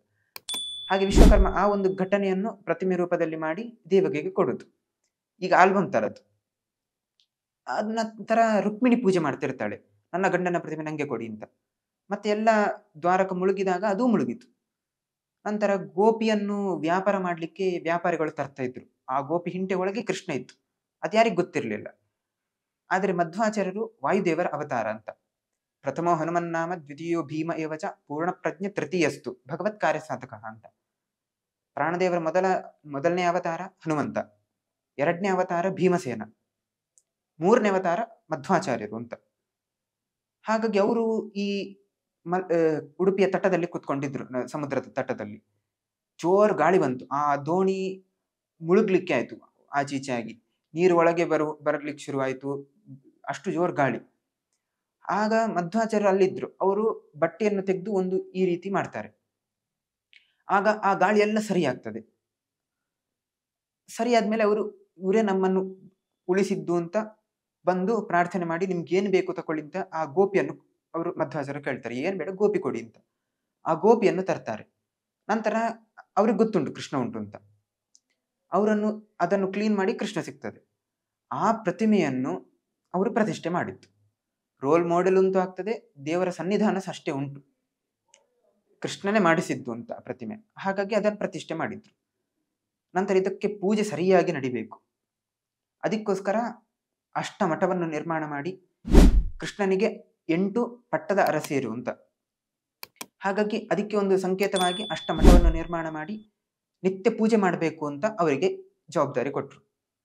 ಪೂಜೆ ಎಲ್ಲರೂ ಸೇರಿ ಮಾಡಬೇಕು, ತುಂಬ ವಿಸ್ತಾರವಾದ ಪೂಜೆ, ಕ್ರಮ ಪ್ರಕಾರವಾದ ಪೂಜೆ, ಇದೇ ರೀತಿ ಪೂಜೆ ಮಾಡಬೇಕು ಅಂತ. ಹಾಗಾಗಿ ವಿಸ್ತಾರವಾದ ಪೂಜೆ ಅದು ಮಾಡಬೇಕು ಅಂತ ಹೇಳಿದ್ರೆ ಎಲ್ಲರ ಸಹಕಾರ ಬೇಕೆ, ಒಬ್ಬರಿಗೆ ಆಗುದಿಲ್ಲ ಅದು.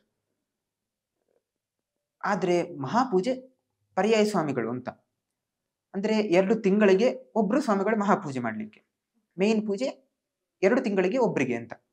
ಮಿಕ್ಕಿದ ಸಮಯ ಅವರು ಪೂಜೆ ಸಹ ಮಾಡಬೇಕು, ಧರ್ಮ ಪ್ರಚಾರ ಸಹ ಮಾಡಬೇಕು, ತೀರ್ಥಕ್ಷೇತ್ರ ದರ್ಶನ ಸಹ ಮಾಡಬೇಕು, ಎಲ್ಲ ಮಾಡಬೇಕು ಅಂತ. ಆದರೆ ಅದು ಆ ಕಾಲಕ್ಕೆ ತುಂಬ ಕಷ್ಟ. 2 ತಿಂಗಳು, ಮಿಕ್ಕಿದ್ದು ನಮಗೆ ಸಿಕ್ಕಿದ್ದು ಎಷ್ಟು, 1 ವರ್ಷ. ಆ 1 ವರ್ಷದಲ್ಲಿ ತೀರ್ಥ ಸಂಚಾರ ಮಾಡಬೇಕು, ಗಾಡಿಯೂ ಇಲ್ಲ. ಈಗಾದ್ರೆ ಮಾಡ್ಬೋದು, ಆಗ ಆಗುದಿಲ್ಲ, ಧರ್ಮ ಪ್ರಚಾರ ಮಾಡಬೇಕು. ಅದಕ್ಕೋಸ್ಕರ ಕಷ್ಟ ಆಗ್ತಿತ್ತು ಅಂತ ವಾದಿರಾಜರು ಬರ್ತಾರೆ.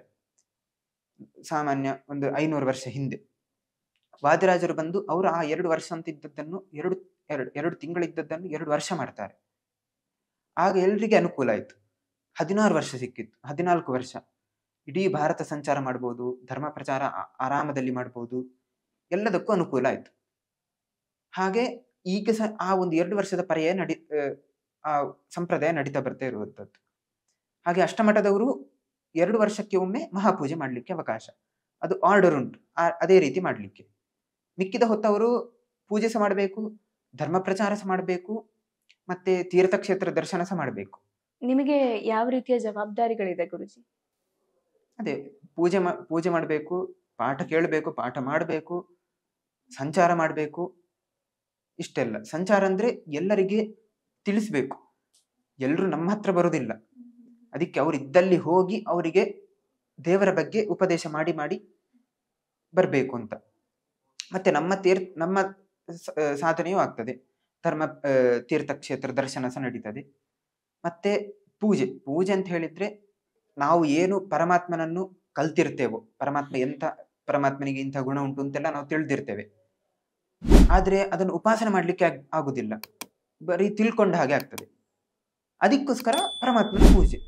ಆ ಪೂಜೆ ಮಾಡುವಾಗ ನಾವು ಆ ಚಿಂತನೆ ಎಲ್ಲ ಮಾಡಿಕೊಂಡು ಪೂಜೆ ಮಾಡಬೇಕು. ದೇವರೇ ನೀ ನಿಂತವ, ಹಾಗಾಗಿ ನಿಂಗೆ ನಾನು ಇದನ್ನು ಸಮರ್ಪಣೆ ಮಾಡ್ತೇನೆ, ಈ ರೀತಿ ಅದನ್ನು ಅನುಭವಿಸ್ತಾ ಪೂಜೆ ಮಾಡಲಿ. ಹಾಗಾಗಿ ಪೂಜೆ ಸಹ ಬೇಕು. ನಂತರ ಪಾಠ ಕಲಿಯುವುದು. ದೇವರೆಂಥವರು ಅಂದ್ರೆ, ದೇವರು ಅಂತ ಇದ್ದಾನೆ, ಆದ್ರೆ ಅವನ ಬಗ್ಗೆ ಅನೇಕ ದುಷ್ಟರು ಅಪಪ್ರಚಾರ ಸಹ ಮಾಡಿದ್ದಾರೆ. ದೇವರೇ ಇಲ್ಲ, ಆ ರೀತಿ ಅನೇಕ ಅಪಪ್ರಚಾರ ಸಹ ಉಂಟು. ಆದ್ರೆ ಅಂಥವ ಅಲ್ಲ ದೇವರು. ಯಾಕಂತ ಹೇಳಿದ್ರೆ ವೇದದಲ್ಲಿ ಈ ರೀತಿ ಹೇಳಿದೆ, ದೇವರಿದ್ದಾನೆ. ಅದೆಲ್ಲ ಪ್ರಮಾಣವನ್ನೆಲ್ಲ ಓದಬೇಕು, ಅದೂ ನಡೆಸಬೇಕು. ಮತ್ತೆ ಬರೀ ದೇವರು ಮಾತ್ರ ಅಲ್ಲ, ದೇವರು ಈಗ ಕೃಷ್ಣ ರಾಮ ಈ ರೀತಿ ಅವತಾರ ಮಾಡಿದ್ದಾನೆ. ಯಾಕೆ ಮಾಡಿದ್ದು ಅಂತ ಕೇಳಿದ್ರೆ, ಜನರಿಗೆ ವೇದದಲ್ಲಿ ಹೇಳಿದ್ದು ಕೆಲವೊಬ್ಬರಿಗೆ ಮಾತ್ರ ಅರ್ಥ ಆಗ್ತದೆ. ಅದಕ್ಕೋಸ್ಕರ ತಾನೇ ಮನುಷ್ಯರ ತರ ಅವತಾರ ಮಾಡಿ, ಮನುಷ್ಯರು ಹೇಗೆ ಮಾಡ್ತಾರೆ ಅಂತ ಅವನು ಅದೇ ರೀತಿ ನಾಟಕ ಮಾಡಿ, ಆಗ ನಾವು ನಮ್ಮವನೇ ಅಂತ ಅನ್ಕೊಳ್ತೇವೆ. ಆಗ ನಮ್ಗೆ ಸರಿಯಾದದ್ದನ್ನು ಕಲಿಸ್ತಾನೆ ಅಂತ. ಈಗ ನಮ್ಮ ಈಗಿನ ಜನರೇಷನ್ ನೋಡುದು ಅಂತ ಹೇಳಿದ್ರೆ, ಫಿಲ್ಮ್ ಆಕ್ಟರ್ಸ್ ಒಂದು ಹೇರ್ ಸ್ಟೈಲ್ ಮಾಡಿದ್ರೆ ಎಲ್ಲರೂ ಅದನ್ನೇ ಕಾಪಿ ಮಾಡುದು. ಯಾಕಂದ್ರೆ ಅವ್ರು ನಮ್ಮ ತರ ಇರುವವರು, ಅವ್ರು ಹಾಗೆ ಮಾಡಿದ್ರು, ಎಲ್ಲರವರನ್ನು ಹೊಗಳ್ತಾರೆ, ನಾವು ಹಾಗೆ ಮಾಡುವ ಅಂತ. ಅದಕ್ಕೋಸ್ಕರನೇ ದೇವರು ಅದೇ ರೀತಿ ದೇವರು ಮಾಡಿದ್ದು, ಮನುಷ್ಯರ ತರಾನೇ ಅವತಾರ ಮಾಡಿ ಇದೇ ರೀತಿ ನೀವು ಸಹ ಬದುಕಬೇಕು ಅಂತ. ಅದಕ್ಕೋಸ್ಕರ ರಾಮ ಕೃಷ್ಣ ಅವತಾರ ಎಲ್ಲ ತುಂಬಾ ಪ್ರಸಿದ್ಧ. ಯಾಕಂದ್ರೆ ಅವ್ರು ಮನುಷ್ಯರ ತರಾನೇ ಬಂದದ್ದು. ಹಾಗಾಗಿ ನಮ್ಗೆ ಆ ಪರಮಾತ್ಮ ಅವತಾರ ತುಂಬಾ ಹತ್ತಿರ. ಮತ್ತೆ ಬರೀ ರಾಕ್ಷಸರ ಸಂಹಾರಕ್ಕೋಸ್ಕರ ದೇವರ ಅವತಾರ ಮಾಡೋದಲ್ಲ. ಹಾಗಂತಿದ್ರೆ ನರಸಿಂಹ ತರ ಬಂದು ಸಂಹಾರ ಮಾಡಿ ಹೋಗ್ಬೋದಿತ್ತು. ಧರ್ಮವನ್ನು ಉಳಿಸ್ಬೇಕು. ಧರ್ಮ ಉಳಿಸ್ಬೇಕು ಅಂತ ಹೇಳಿದ್ರೆ ಧರ್ಮ ಆಚರಣೆ ಮಾಡ್ಬೇಕು. ಆಚರಣೆ ಮಾಡ್ಬೇಕು ಅಂತ ಹೇಳಿದ್ರೆ ಅವರಿಗೆ ಕಲಿಸ್ಬೇಕು. ಈಗ ಚಿಕ್ಕ ಮಕ್ಕಳಿಗೆ ಅಕ್ಷರಾಭ್ಯಾಸ ಮಾಡಿಸ್ಬೇಕು, ಅವರು ಕಲಿಬೇಕು ಅಂತ. ಅವರಿಗೆ ಮೊದಲಿಗೆ ನೋಡಿ, ಹೀಗೆ ಆ ಬರಿ ಅಂತ ತೋರಿಸ್ತೇವೆ, ಅವರ ಕೈ ಹಿಡ್ಕೊಂಡು ನಾವು ಬರಿಸ್ತೇವೆ. ಅದೇ ರೀತಿ ದೇವರು ಅವತಾರ ಮಾಡಿ ಇದೇ ರೀತಿ ಬದುಕಿ ಅಂತ ತೋರಿಸಿತ್ತು. ನಿಮಗೆ ಕೃಷ್ಣ ಅಂದ್ರೆ ಅದೆಷ್ಟು ಪ್ರೀತಿ? ಜೀವನ ಇರುವುದೇ ಕೃಷ್ಣನಿಗೋಸ್ಕರ, ಅದಕ್ಕಿಂತ ಪ್ರೀತಿ ಅಲ್ಲ. ದೇವರು ನಮ್ಗೆ ಇಷ್ಟೆಲ್ಲ ಕೊಟ್ಟಿದ್ದಾನೆ. ಈಗ ನಮ್ಗೆಲ್ಲರಿಗೆ ಇಂದ್ರಿಯ ಉಂಟು, ಕೈಕಾಲು ಉಂಟು, ಎಲ್ಲ ಉಂಟು. ಎಲ್ಲ ಯಾರು ಕೊಟ್ಟದ್ದು ನಮ್ಗೆ? ದೇವರೇ ಕೊಟ್ಟದ್ದು. ಈಗ ನಾನು ಒಬ್ನಿಗೆ ಹೋಗಿ ನಿಮ್ಗೆ 10 ಕೋಟಿ ಕೊಡ್ತೇನೆ, ನೀನೊಂದು ಕೆಲಸ ಮಾಡಿ ಬಾ, ಅಥವಾ ಅವನಿಗೆ ಹೊಡೆದು ಬಾ, ಅದನ್ನ ಇವತ್ತು ಒಂದು ದಿವಸ ಉಪವಾಸ ಇರು, ಹಾಗೆಲ್ಲ ಹೇಳಿದ್ರೆ ನಾವು ಒಪ್ತೇವೆ. 10 ಕೋಟಿ ಸಿಗ್ತದಲ್ಲ, ಇರುವ ಆರಾಮದಲ್ಲಿರುವ, ಒಂದು ದಿವಸ ತಿನ್ಲಿಲ್ಲ ಅಂತ ಇದ್ರೇನು, 10 ಕೋಟಿ ಸಿಗ್ತದೆ, ಅದನ್ನು ಬಿಟ್ರೆ ಏನು, ಒಂದು ದಿವಸ ಅಲ್ಲ ಅಂತ ನಾವು ಮಾಡ್ತೇವೆ. ದೇವರು ನಮ್ಗೆ ಇಷ್ಟೆಲ್ಲ ಕೊಟ್ಟಿದ್ದಾನೆ, 10 ಕೋಟಿಕ್ಕಿಂತ ಸಹ ಹೆಚ್ಚಿನ ಬೆಲೆ ಬಾಳುವಂತಹ ವಸ್ತುಗಳ ಎಲ್ಲ ಪರಮಾತ್ಮ ಕೊಟ್ಟಿದ್ದಾನೆ. ಅಂತಹ ಪರಮಾತ್ಮನಿಗೆ ನಾವು ನಮ್ಮಿಂದ ಆಗುವಷ್ಟು ಮಾಡ್ಲಿಕ್ಕಿಲ್ವಾ? ಪ್ರೀತಿ ಅಂತ ಹೇಳಿದ್ರೆ ಅವನಿಗೇನೆ ಇರುವುದು, ಅದಕ್ಕಿಂತ ಪ್ರೀತಿ ಇಲ್ಲ. ಖಂಡಿತ ಗುರುಗಳೇ, ಬಹಳ ಸತ್ಯವಾದ ಮಾತುಗಳನ್ನು ಹೇಳಿದ್ದೀರಾ. ಆದ್ರೆ ಇನ್ನು ಮುಖ್ಯವಾಗಿ ನನಗೆ ತಿಳ್ಕೊಳ್ಬೇಕು ಅಂತ ಅಂದ್ರೆ, ಈ 2 ವರ್ಷದ ಪರ್ಯಾಯ ಅಂದ್ರೆ ಏನು, ಆ ಅವಧಿಯಲ್ಲಿ ಏನೇನ್ ಮಾಡ್ತೀರಾ, ಜವಾಬ್ದಾರಿ ಹೇಗಿರುತ್ತೆ ಅಂತ? 2 ವರ್ಷ ನಾವು 14 ವರ್ಷ ಸಂಚಾರ ಮಾಡ್ತೇವೆ. ಆದ್ರೆ 2 ವರ್ಷ ಸಂಪೂರ್ಣ ಕೃಷ್ಣ ಮಠದಲ್ಲೇ ಇರಬೇಕು. ಆ ಒಂದು ಪರಿಸರ ಬಿಟ್ಟು ಹೋಗ್ಲಿಕ್ಕಿಲ್ಲ. ಯಾಕಂತ ಕೇಳಿದ್ರೆ ಆ ಪೂಜೆ ನಿಯಮ ಉಂಟು. ಬೆಳಿಗ್ಗೆ ಒಂದು 12 ಗಂಟೆಗೆ ಮಹಾಪೂಜೆ, ಅದಾದ ತಕ್ಷಣ ಮಂತ್ರಾಕ್ಷತೆ, ಬಂದಂತಹ ಭಕ್ತರಿಗೆ ಮಂತ್ರಾಕ್ಷತೆ, ಪಾಠ ಪ್ರವಚನ, ನಂತರ ರಾತ್ರಿ ಪೂಜೆ. ಆ 2 ವರ್ಷ ಇಡೀ ಕೃಷ್ಣ ಮಠದ ಜವಾಬ್ದಾರಿ ನಮ್ಮ ಹತ್ರ ಇರ್ತದೆ. ಅಂದ್ರೆ ಜವಾಬ್ದಾರಿ ಹೇಳಿದ್ರೆ ಅಡ್ಮಿನಿಸ್ಟ್ರೇಷನು ಕೂಡ, ಆ ಪೂಜೆಯ ಜವಾಬ್ದಾರಿಯೂ ಕೂಡ, ಅಲ್ಲಿರುವಂತಹ ಸಿಬ್ಬಂದಿಗಳ ಜವಾಬ್ದಾರಿಯೂ ಕೂಡ, ಅಲ್ಲಿಗೆ ಕೃಷ್ಣನ ದರ್ಶನ ಮಾಡ್ಲಿಕ್ಕೆ ಅಂತ ಬರುವ ಭಕ್ತರ ಜವಾಬ್ದಾರಿಯೂ ನಮ್ಮದೇ. ಹಾಗಾಗಿ ಅದನ್ನೆಲ್ಲ ನಿರ್ವಹಣೆ ಮಾಡ್ತಾ ಇರ್ಬೇಕು. 2 ವರ್ಷ ಬಹಳ ದೊಡ್ಡ ಜವಾಬ್ದಾರಿ ಅಂತಾನೆ ಹೇಳ್ಬೋದು. ಜೊತೆಗೆ ನೀವು ವೇದಾಧ್ಯಯನ ಅಂತೂ ಮಾಡೇ ಇರ್ತೀರಾ. ವೇದ ಅಂತ ಅಂದ್ರೆ ಅದು ಇವತ್ತು ಓದಿ ನಾಳೆ ಮುಚ್ಚಿಡ್ತೀವಿ ಅನ್ನೋದಲ್ಲ, ಸಕಾಲಕ್ಕೂ ಕೂಡ ನಾವು ಓದ್ತಾನೆ ಇರ್ಬೇಕಾಗತ್ತೆ. ಅಂದ್ರೆ ನಮ್ಮ ಜೀವನ ಪರ್ಯಂತ ಕೂಡ ಎಷ್ಟು ತಿಳ್ಕೊಂಡ್ರು ಕೂಡ ಕಡಿಮೆನೆ. ಆ ಒಂದು ಶ್ಲೋಕಗಳನ್ನ ಹೇಳುವಾಗ ಒಂದು ಸ್ಪಷ್ಟತೆ ಅನ್ನೋದು ಬಹಳ ಮುಖ್ಯ ಆಗತ್ತೆ. ನೀವು ಹೇಗೆ ಶುರು ಮಾಡಿದ್ರಿ, ಏನೇನು ಬಹಳ ಮುಖ್ಯ ಆಗತ್ತೆ, ನಿಮ್ಮ ಇನ್ನು ವೇದಾಧ್ಯಯನ ಇನ್ನು ಯಾವ ಮಟ್ಟಿಗೆ ಮುಂದೆ ಹೋಗ್ಬೇಕಾಗಿದೆ ಅಂತ? ನಮ್ಗೆಲ್ಲ ವೇದ ಅಂತ ತಿಳಿದದ್ದು ಅದು ಬರೀ ಒಂದು ಶ್ಲೋಕ ತರ ಇರುವಂತದ್ದು ಅಂತ. ಆದ್ರೆ ಬರೀ ಶ್ಲೋಕ ಅಲ್ಲ, ಅದು ಅದರಲ್ಲಿ ಅರ್ಥ ಉಂಟು. ವೇದ ಅಂತ ಹೇಳಿದ್ರೆ ಅದು ಯಾಕೆ ವೇದ ಸಾಮಾನ್ಯ, ಅದು ಅಪೌರುಷೇಯ, ದೇವರಿಗೆ ತುಂಬಾ ಇಷ್ಟ. ವೇದವನ್ನು ಯಾರು ಕಂಡು ಸೃಷ್ಟಿ ಮಾಡಿದ್ದಲ್ಲ, ಅದು ಅನಾದಿ ಕಾಲದಿಂದ ಅದು ಶಾಶ್ವತ. ಅದನ್ನು ಋಷಿಗಳು ತಪಸ್ಸು ಮಾಡಿದಾಗ ಅವರಿಗೆ ಅದು ಗೋಚರ ಆಗುದು. ಅದು ವೇದ ಅಂತ ಹೇಳಿದ್ರೆ ಅದರಲ್ಲಿ ಅರ್ಥ ಸಹ ಉಂಟು.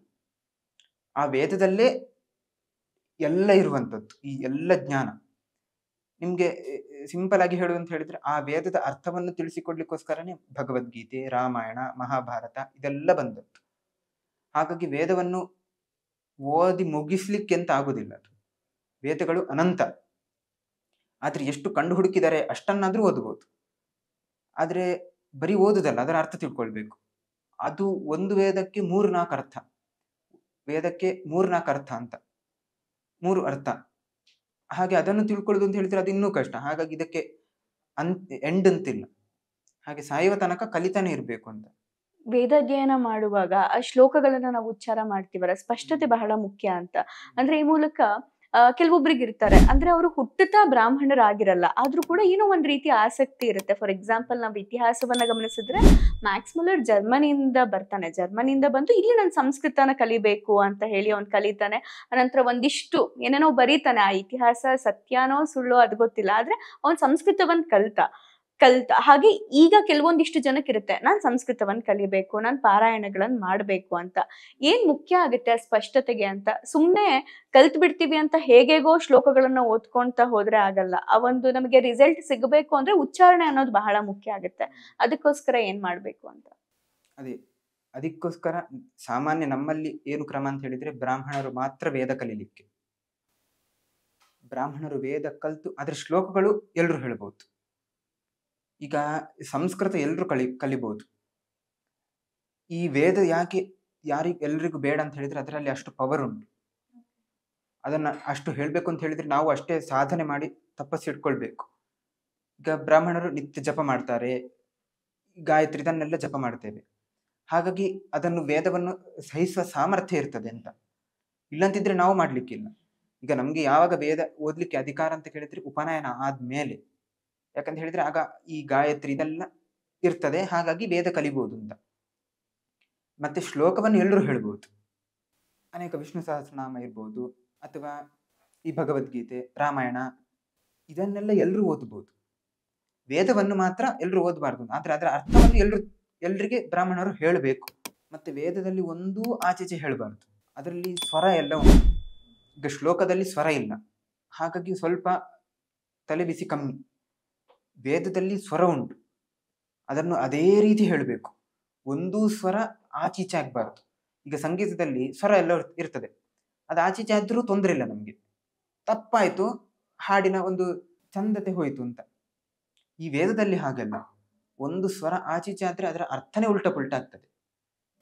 ಒಮ್ಮೆ ಒಬ್ರು ಋಷಿ ಇಂದ್ರನನ್ನು ಸಾಯಿಸುವಂತಹ ಮಗ ಬೇಕು ಅಂತ ಯಾಗ ಮಾಡಿದ್ರು, ಒಂದು ಸ್ವರ ಮಾತ್ರ ಹೆಚ್ಚು ಕಮ್ಮಿ ಆಯ್ತು. ಈಗ ತುಳುವಲ್ಲಿ ನಾನು ಪೋಪೆ ಪೋಪೆ ಅಷ್ಟು ಹೇಳ್ತೇವೆ, ಅಥವಾ ಕನ್ನಡದಲ್ಲಿ ಊಟ ಆಯ್ತು ಊಟ ಆಯ್ತು, ಬರೀ ಸ್ವರ ವ್ಯತ್ಯಾಸ, ಅದರಲ್ಲಿ ಅರ್ಥ ಸಹ ವ್ಯತ್ಯಾಸ ಆಗ್ತದೆ. ಅದೇ ರೀತಿ ಆ ಋಷಿಗೂ ಕೂಡ ಇಂದ್ರನನ್ನು ಕೊಲ್ಲುವಂತಹ ಮಗ ಬೇಕು ಅಂತ ಯಾಗ ಮಾಡಿದ್ದು, ಮಂತ್ರ ಅದೇ ಇತ್ತು, ಒಂದು ಸ್ವರ ಮಾತ್ರ ಮೇಲೆ ಕೆಳಗೆ ಆಯ್ತು, ಅದಾದ್ಮೇಲೆ ಇಂದ್ರನಿಂದ ಸಾಯುವಂತಹ ಮಗ ಬೇಕು ಅಂತ ಆಯ್ತು. ಹಾಗಾಗಿ ಅದು ಕಷ್ಟ ಸಹ ಉಂಟು, ಅದನ್ನು ಜಾಗೃತಿಯಲ್ಲಿ ಓದಬೇಕು, ಅದಕ್ಕೆ ಅದು ಬ್ರಾಹ್ಮಣರಿಗೆ ಮಾತ್ರ. ಆದ್ರೆ ಶ್ಲೋಕವನ್ನು ಎಲ್ಲರೂ ಹೇಳ್ಬೋದು, ಅದೇ ಹೇಳುವಾಗ ಸಹ ಅದರಲ್ಲಿಯೂ ಕೂಡ ಸರಿಯಾಗಿ ಹೇಳಬೇಕು, ಅರ್ಥ ಆಚೀಚೆ ಆಗ್ತದೆ, ಒಂದು ಅಕ್ಷರದಿಂದಲೇ ಅರ್ಥ ಆಚೀಚೆ ಆಗ್ತದೆ. ಈಗ ಫಲ ಅಂತ ಹೇಳ್ತೇವೆ, ಫಲಹಾರ ಆಯ್ತಾ ಅಂತ, ಅದು ಮಹಾಪ್ರಾಣ ಫಲ ಅಂತ ಹೇಳಿದ್ರೆ ಫ್ರೂಟ್ಸ್, ಅದೇ ಫಲ ಅಂತ ಹೇಳಿದ್ರೆ ಮಾಂಸ ಅಂತ. ಹೀಗೆ ಫಲಾರ ಆಯ್ತಾ ಅಂತ ಕೇಳಿದ್ರೆ ಮಾಂಸ ತಿಂದಾಯ್ತಾ ಅಂತ ಆಗ್ತದೆ. ಹಾಗೆ ಅದಕ್ಕೋಸ್ಕರ ಅದನ್ನು ಹೇಳುವಾಗ ಸಹ ಶ್ಲೋಕವನ್ನೇ ಇರಲಿ ಯಾವುದೇ ಇರಲಿ ಸರಿಯಾಗಿ ಉಚ್ಚಾರಣೆ ಮಾಡಬೇಕು. ಅದಕ್ಕೋಸ್ಕರ ನಮ್ಮಲ್ಲಿ ಏನೇ ಹೇಳುದಂತಿದ್ರು ಅದನ್ನು ಕಲ್ತೇ ಹೇಳಬೇಕು, ಯಾರಾದ್ರೂ ಅದನ್ನು ಪಾಠ ಮಾಡಿ ಅದನ್ನು ನಂತರ ಕಲಿಬೇಕು ಅಂತ, ಉಪದೇಶ ತಕೊಂಡೇ ಅಧ್ಯಯನ ಮಾಡ್ಲಿಕ್ಕೆ ಅಂತ ಗುರುಮುಖೇನೇ ಮಾಡಬೇಕು. ಇಲ್ಲಂತಿದ್ರೆ ನಾವೇ ಈ ಗೂಗಲಲ್ಲಿ ಸಿಗ್ತದೆ, ಅಂಗಡಿಯಲ್ಲಿ ಪುಸ್ತಕದಲ್ಲಿ ಸಿಗ್ತದೆ ಅಂತ ನಾವು ಓದಿದ್ರೆ ಅದರ ಅರ್ಥವೂ ನಮ್ಗೆ ಗೊತ್ತಾಗುದಿಲ್ಲ, ಮತ್ತೆ ಹೇಗೇಗೋ ನಾವು ಉಚ್ಚಾರಣೆ ಮಾಡ್ತೇವೆ ಅಂತ. ಹಾಗಾಗಿ ಈ ಯತಿ ಜೀವನಕ್ಕಾಗಿರ್ಬೋದು, ವೇದಾಧ್ಯಯನಕ್ಕಾಗಿರ್ಬೋದು, ಎಲ್ಲದಕ್ಕೂ ಕೂಡ ಗುರು ಬಹಳ ಮುಖ್ಯ ಆಗ್ತಾರೆ ಅಂತ. ಭಾರತವೇ ಹಾಗೆ ಅಲ್ವಾ, ಭಾರತದ ಆಧ್ಯಾತ್ಮದ ವಿಶೇಷತೆನೇ ಅದು. ಗುರುಗಳ this is the land of guru ಅಂತಾನೆ ಹೇಳ್ತಾರೆ. ಹಾಗಾಗಿ ಗುರುಗಳು ಬಹಳ ಮುಖ್ಯ ಅಂತ. ಜೊತೆಗೆ ಇನ್ನೊಂದು ನಾನು ಕೇಳ್ಬೇಕು ಅನ್ಕೊಂಡೆ, ನೀವೀಗ ಒಂದು ಶ್ರೇಷ್ಠವಾದ ಸ್ಥಾನದಲ್ಲಿದ್ದೀರಾ. ಸ್ವಾಮಿ ಎಂದರೆ ಸ್ಥಾವರಕ್ಕೆ ಒಡೆಯನಲ್ಲ, ಸಮಾಜದ ನಿಷ್ಠಾವಂತ ಸೇವಕ ಆಗಿರ್ಬೇಕು ಅಂತ. ನೀವು ಈ ಒಂದು ಸ್ಥಾನದಲ್ಲಿ ಇದ್ಕೊಂಡು ಸಮಾಜಕ್ಕೆ ಯಾವ ರೀತಿಯಾದ ಕೊಡುಗೆಗಳನ್ನ ಕೊಡ್ಬೇಕು, ಯಾವ ರೀತಿಯಾದ ಸಾಮಾಜಿಕ ಸೇವೆ ಮಾಡಬೇಕು ಅಂತ ನಿರ್ಧಾರ ಮಾಡಿದ್ದೀರಾ? ಮುಖ್ಯವಾಗಿ ಜನಗಳಿಗೆ ಜ್ಞಾನ ಕೊಡಬೇಕು. ಯಾಕಂತ ಹೇಳಿದ್ರೆ ಅನ್ನದಾನಂ ಮಹಾದಾನಂ ವಿದ್ಯಾದಾನಂ ತತಃ ಪರಂ. ನಾವು ಊಟ ಹಾಕಬಹುದು ಜನರಿಗೆ, ಅದು ಒಂದು ದಾನನೇ, ಅದು ಮಾಡಬೇಕು. ಜನರಲ್ಲಿಯೂ ಜನಾರ್ದನನ್ನು ನೋಡಬೇಕು, ಜನರ ಸೇವೆ ಸಹ ಮಾಡಬೇಕು. ಹೇಗೆ ಮಾಡುದು ಅಂತ ಕೇಳಿದ್ರೆ ಅವರ ಕಷ್ಟಕ್ಕೂ ಸ್ಪಂದಿಸಬೇಕು. ಮತ್ತೆ ಅನ್ನದಾನ ಮಾಡಿದ್ವಿ, ಒಂದು ಹೊತ್ತಿಗೆ ಹಸಿವು ತಣ್ಣಿತು. ಆದ್ರೆ ವಿದ್ಯೆಯನ್ನು ನಾವು ದಾನ ಮಾಡಿದ್ರೆ ಶಾಶ್ವತವಾಗಿ ಅವರೇ ಆ ಹಸಿವನ್ನು ತನ್ನಿಸ್ಲಿಕ್ಕೆ ಅವರಿಗೆ ಸಾಮರ್ಥ್ಯ ಬರ್ತದೆ. ಹಾಗಾಗಿ ಆ ಜ್ಞಾನವೂ ಕೊಡಬೇಕು, ಮತ್ತೆ ಅವರ ಕಷ್ಟಕ್ಕೂ ಸ್ಪಂದನೆ ಮಾಡಬೇಕು. ಬಹಳ ಅದ್ಭುತವಾದ, ಬಹಳ ಸತ್ಯವಾದ ಮಾತುಗಳನ್ನ ನೀವು ಹೇಳಿದಿರಾ. ಜನರಿಗೆ ಜ್ಞಾನ ಕೊಡೋದ್ರ ಮುಖಾಂತರ ಅವರಿಗೆ ಶಾಶ್ವತವಾಗಿ ನೀವು ಅವರ ಸಮಸ್ಯೆಗಳಿಗೆ ಪರಿಹಾರವನ್ನ ಕೊಡಬೇಕು, ಅಂದ್ರೆ ಈ ಮೂಲಕ ನಾನು ಸೇವೆಯನ್ನ ಮಾಡಬೇಕು ಅಂತ ತಿಳಿಸಿದ್ರಿ. ಹಾಗೆ ಬಹಳ ಮುಖ್ಯವಾಗಿ ಬಹಳ ಇಂಟ್ರೆಸ್ಟಿಂಗ್ ಅನ್ಸಿದ್ದು ಅಂತಂದ್ರೆ ಪರ್ಯಾಯ, ಅಂದ್ರೆ ನೀವು ಕೃಷ್ಣನಿಗೆ ಪೂಜೆ ಮಾಡುವಂಥದ್ದು. ಆ ಪರ್ಯಾಯದ ಯೋಜನೆಗಳು ಏನಿದೆ ಗುರುಜಿ? ಅಂದ್ರೆ ಪರ್ಯಾಯ ಕಾಲದಲ್ಲಿ ಬಂದಂತ ಭಕ್ತರಿಗೆ ವಿಶೇಷ ಅನ್ನದಾನ. ಕೃಷ್ಣದೇವರನ್ನು ಅನ್ನಬ್ರಹ್ಮ ಅಂತ ಕರೀತಾರೆ. ಯಾಕಂತ ಕೇಳಿದ್ರೆ ಮಧ್ಯರಾತ್ರಿಯಲ್ಲಿಯೂ ಭಕ್ತರು ಬಂದ್ರು ಅವರಿಗೆ ಹಸಿವಲ್ಲಿ ಅವರನ್ನು ಕಲಿಸಬಾರದು ಅಂತ, ಪ್ರಸಾದವನ್ನು ಕೊಟ್ಟೆ ಕಳಿಸುವಂಥದ್ದು. ಹಾಗಾಗಿ ಅನ್ನದಾನ ವಿಶೇಷವಾಗಿ. ಮತ್ತೆ ವೇದ ರಕ್ಷಣೆ ಮಾಡಬೇಕು ಅಂತ, ಅಂದ್ರೆ ಅದೇ ಹೇಳಿದ ಹಾಗೇನೆ ವೇದದಲ್ಲೇ ಎಲ್ಲ ಇರುವಂಥದ್ದು ನಮ್ಮ ಧರ್ಮದ ಬಗ್ಗೆ. ಆ ವೇದವನ್ನು ಕಲಿಲಿಕ್ಕೇನೆ ಯಾರು ಬರುವುದಿಲ್ಲ ಈಗ. ಯಾಕಂತ ಕೇಳಿದ್ರೆ ಅದನ್ನು ಕಲ್ತ್ರೆ ನಾವು ಹೇಗೆ ಬದುಕುದು? ಅವಾದ್ರೆ ಆಫೀಸಿಗೆ ಹೋಗಿ ಬದುಕ್ತಾನೆ, ಡಾಕ್ಟರ್ ಆಗಿ ಬದುಕ್ತಾನೆ, ಆ ಕೆಲಸ ಮಾಡಿ ಬದುಕ್ತಾನೆ. ನಾನು ವೇದ ಕಲ್ತ್ರೆ ನಂಗೆ ಹೇಗೆ ಹಣ ಬರ್ತದೆ ಅಂತ. ಅದಕ್ಕೋಸ್ಕರ ಅವರನ್ನು ಪೋಷಣೆ ಮಾಡಬೇಕು ಅಂತ ಎಲ್ಲ ಲೌಕಿಕ ಭಕ್ತರು ಅಲೌಕಿಕ ಭಕ್ತರು ಎಲ್ಲರೂ ಸೇರಿ ಪರಮಾತ್ಮನಿಗೆ ಪಂಡಿತರಿಗೆ ಪೋಷಣೆ ಮಾಡಬೇಕು ಅಂತ ಆ ಒಂದು ಯೋಚನೆ. ನಂತರ ಕೃಷ್ಣ ಮಠದ ಮುಂದೆ ಆ ಪಂಡಿತರಿಗೆ ಅವಕಾಶ ಮಾಡಿ ಬೆಳಿಗ್ಗಿಂದ ರಾತ್ರಿ ತನಕ ವೇದ ಪಾರಾಯಣ ನಡೆಸಬೇಕು ಅವರು. ಚತುರ್ವೇದ ಪಾರಾಯಣ ನಡಿಬೇಕು. ಕಲ್ತವರಿಗೆ ಅವರು ಕಲ್ತಂತಹ ವಿದ್ಯೆಯನ್ನು ಪ್ರದರ್ಶನ ಮಾಡಲಿಕ್ಕೆ ಅವಕಾಶ. ಆಗ ದೇವರ ಮುಂದೆ ಪಾರಾಯಣ ಮಾಡಿದಾಗ ದೇವರಿಗೂ ಖುಷಿ ಆಗ್ತದೆ. ನಂತರ ಯಾರಿಗಾದ್ರೂ ಇದನ್ನು ಹೇಳುವಾಗ ಓ ನಂಗೆ ಸಹ ಹೇಳಬೇಕು ಅಂತ ಆಸೆ ಆಗ್ತದೆ. ಆಗ ಅವರಿಗೆ ಕಲಿಸುವಂಥದ್ದು. ವೇದ ರಕ್ಷಣೆ ಆಯ್ತು, ಅವರಿಗೆ ಪೋಷಣೆ, ಆ ಪೋಷಣೆ ಸಹ ಆಯ್ತು ಅಂತ. ಮತ್ತೆ ಭಗವದ್ಗೀತೆ ಅರ್ಥ, ಈಗ ಪುತ್ತಿಗೆ ಪರ್ಯಾಯ ನಡೀತಾ ಉಂಟು. ಇದರಲ್ಲಿ ಈಗ ಭಗವದ್ಗೀತೆ ಲೇಖನ ಯಜ್ಞ ಅಂತ ಮಾಡ್ತಿದ್ದಾರೆ. ಅಂದ್ರೆ ಭಗವದ್ಗೀತೆಯನ್ನು ಪುಸ್ತಕದಲ್ಲಿ ಬರೆದು ಪುಸ್ತಕವನ್ನು ಒಪ್ಪಿಸುವುದು ಅಂತ. ಇದು ಭಗವದ್ಗೀತೆ ಶ್ಲೋಕ ಮಾತ್ರ ಆಯ್ತು, ಆದ್ರೆ ಅದರ ಅರ್ಥ ಯಾರಿಗೂ ಗೊತ್ತಾಗ್ತಿಲ್ಲ. ಹಾಗಾಗಿ ಅದಕ್ಕೊಂದು ಕೋರ್ಸ್ ಅಂತೆಲ್ಲ ಮಾಡಿ ಆ ಜನರಿಗೆ ಆ ಒಂದು 18 ದಿವಸ ಕೋರ್ಸು. ಆ 18 ದಿವಸ ಅವರಿಗೆ ಭಗವದ್ಗೀತೆ ಪಾಠ ಮಾಡಿ ಎಲ್ಲ ಭಾಷೆಯಲ್ಲಿ ಪಾಠ ಸಹ ಮಾಡಬೇಕು. ನಂತರ ಅವರಿಗೆ ಆ ಭಗವದ್ಗೀತೆಯಲ್ಲಿ ಹೇಳಿದ ಹಾಗೇನೆ 18 ದಿವಸ ಅವರು ಬದುಕುವ ಹಾಗೆ, ಅಂದ್ರೆ ಸಾತ್ವಿಕ ಆಹಾರ, ಅವರ ದಿನಚರಿ, ಬೆಳಿಗ್ಗೆ ಹೇಳುವುದು, ಅಂದ್ರೆ ಒಂದು ರೀತಿ ಹಾಲಿಡೇ ತರ. ಈಗ ವೆಕೇಶನ್ಗೆ ಹೋದಾಗ ನಾವು ಎಲ್ಲ ಟೆನ್ಷನ್ ಬಿಟ್ಟಿರ್ತೇವೆ, ಅದೇ ರೀತಿ 18 ದಿವಸ ಅವರಿಗೆ ಆ ಕೋರ್ಸ್ ತರ ಆ ಮಠದಲ್ಲೇ ಉಳ್ಕೊಂಡು ಆಗ ಪಾಠ ಸಹ ಅವರಿಗೆ ಆ ಭಗವದ್ಗೀತೆ ಅರ್ಥ ಸಹ ನಡೀತದೆ. ನಂತರ ಅದೇ ರೀತಿ ಬದುಕಲಿಕ್ಕೆ ಆಗ್ತದೆ. ಆಗ ಅವರಿಗೆ ಲೈಫಲ್ಲಿಯೂ ಚೇಂಜಸ್ ಗೊತ್ತಾಗ್ತದೆ. ಇಂಥವ್ರೆ ಬರ್ಬೇಕು ಅಂತ ಇದೆಯಾ ಏನಾದ್ರು ರಿಜಿಸ್ಟ್ರೇಷನ್? ಯಾರು ಬೇಕಾದ್ರು? ಅಂದ್ರೆ ಒಮ್ಮೆ ರಿಜಿಸ್ಟ್ರೇಷನ್ ಮಾಡ್ಬೇಕು, ಇಲ್ಲಾಂತಿದ್ರೆ ನಮ್ಗೆ ಲೆಕ್ಕ ಬೇಕಲ್ಲ. ಅಂದ್ರೆ ಎಷ್ಟು ಜನರಿಗೆ ಹೇಳ್ಬೇಕು, ನಾವು ರೆಡಿ ಆಗಿರ್ಬೇಕು. ಹಾಗೆ ಅದೊಂದು ತಿಳಿಸಿದ್ರೆ. ಓಕೆ, ಇಷ್ಟೆಲ್ಲ ನಿಮ್ಮ ಪರ್ಯಾಯದ ಯೋಜನೆಗಳು ಬಹಳ ಅದ್ಭುತವಾಗಿತ್ತು. ನಿಮ್ಮ ಜೊತೆ ಮಾತಾಡಿದ್ದು ಬಹಳ ವಿಚಾರಗಳನ್ನ ನೀವು ತಿಳಿಸಿದ್ರಿ. ವೇದಗಳ ಬಗ್ಗೆ ಇರ್ಬೋದು, ಬಹಳ ಮುಖ್ಯವಾಗಿ ಜಾತಕದ ಬಗ್ಗೆ ಇರ್ಬೋದು, ಕೃಷ್ಣನ ಬಗ್ಗೆ ಇರ್ಬೋದು, ಆ ದೇವಕಿಯ ಕಥೆ ಎಲ್ಲವೂ ಕೂಡ ಬಹಳ ಹೊಸದನ್ನಿಸ್ತು, ಬಹಳ ಚೆನ್ನಾಗಿತ್ತು. ಇಷ್ಟು ಹೊತ್ತು ನಮಗೆ ನಿಮ್ಮ ಸಮಯವನ್ನ ಕೊಟ್ಟಿದ್ದಕ್ಕೆ ಬಹಳ ಧನ್ಯವಾದ. ನೋಡಿದ್ರಲ್ಲ, ಉಡುಪಿಯ ಕೃಷ್ಣನ ಬಗ್ಗೆ ಆಗಿರ್ಬೋದು, ಜಾತಕದ ಬಗ್ಗೆ ಆಗಿರ್ಬೋದು, ಪ್ರತಿಯೊಂದನ್ನು ಕೂಡ ಬಹಳ ಅರ್ಥಗರ್ಭಿತವಾಗಿ ನಮಗೆ ಯತಿಗಳು ತಿಳಿಸಿದ್ದಾರೆ, ಶಿರೂರು ಮಠದ ಯತಿಗಳು. ಇದಾಗಿತ್ತು ಈ ಹೊತ್ತಿನ ವಿಶೇಷ. ನೋಡ್ತಾ ಇರಿ ಇನ್ಸೈಟ್ ರಶ್ ನ್ಯೂಸ್.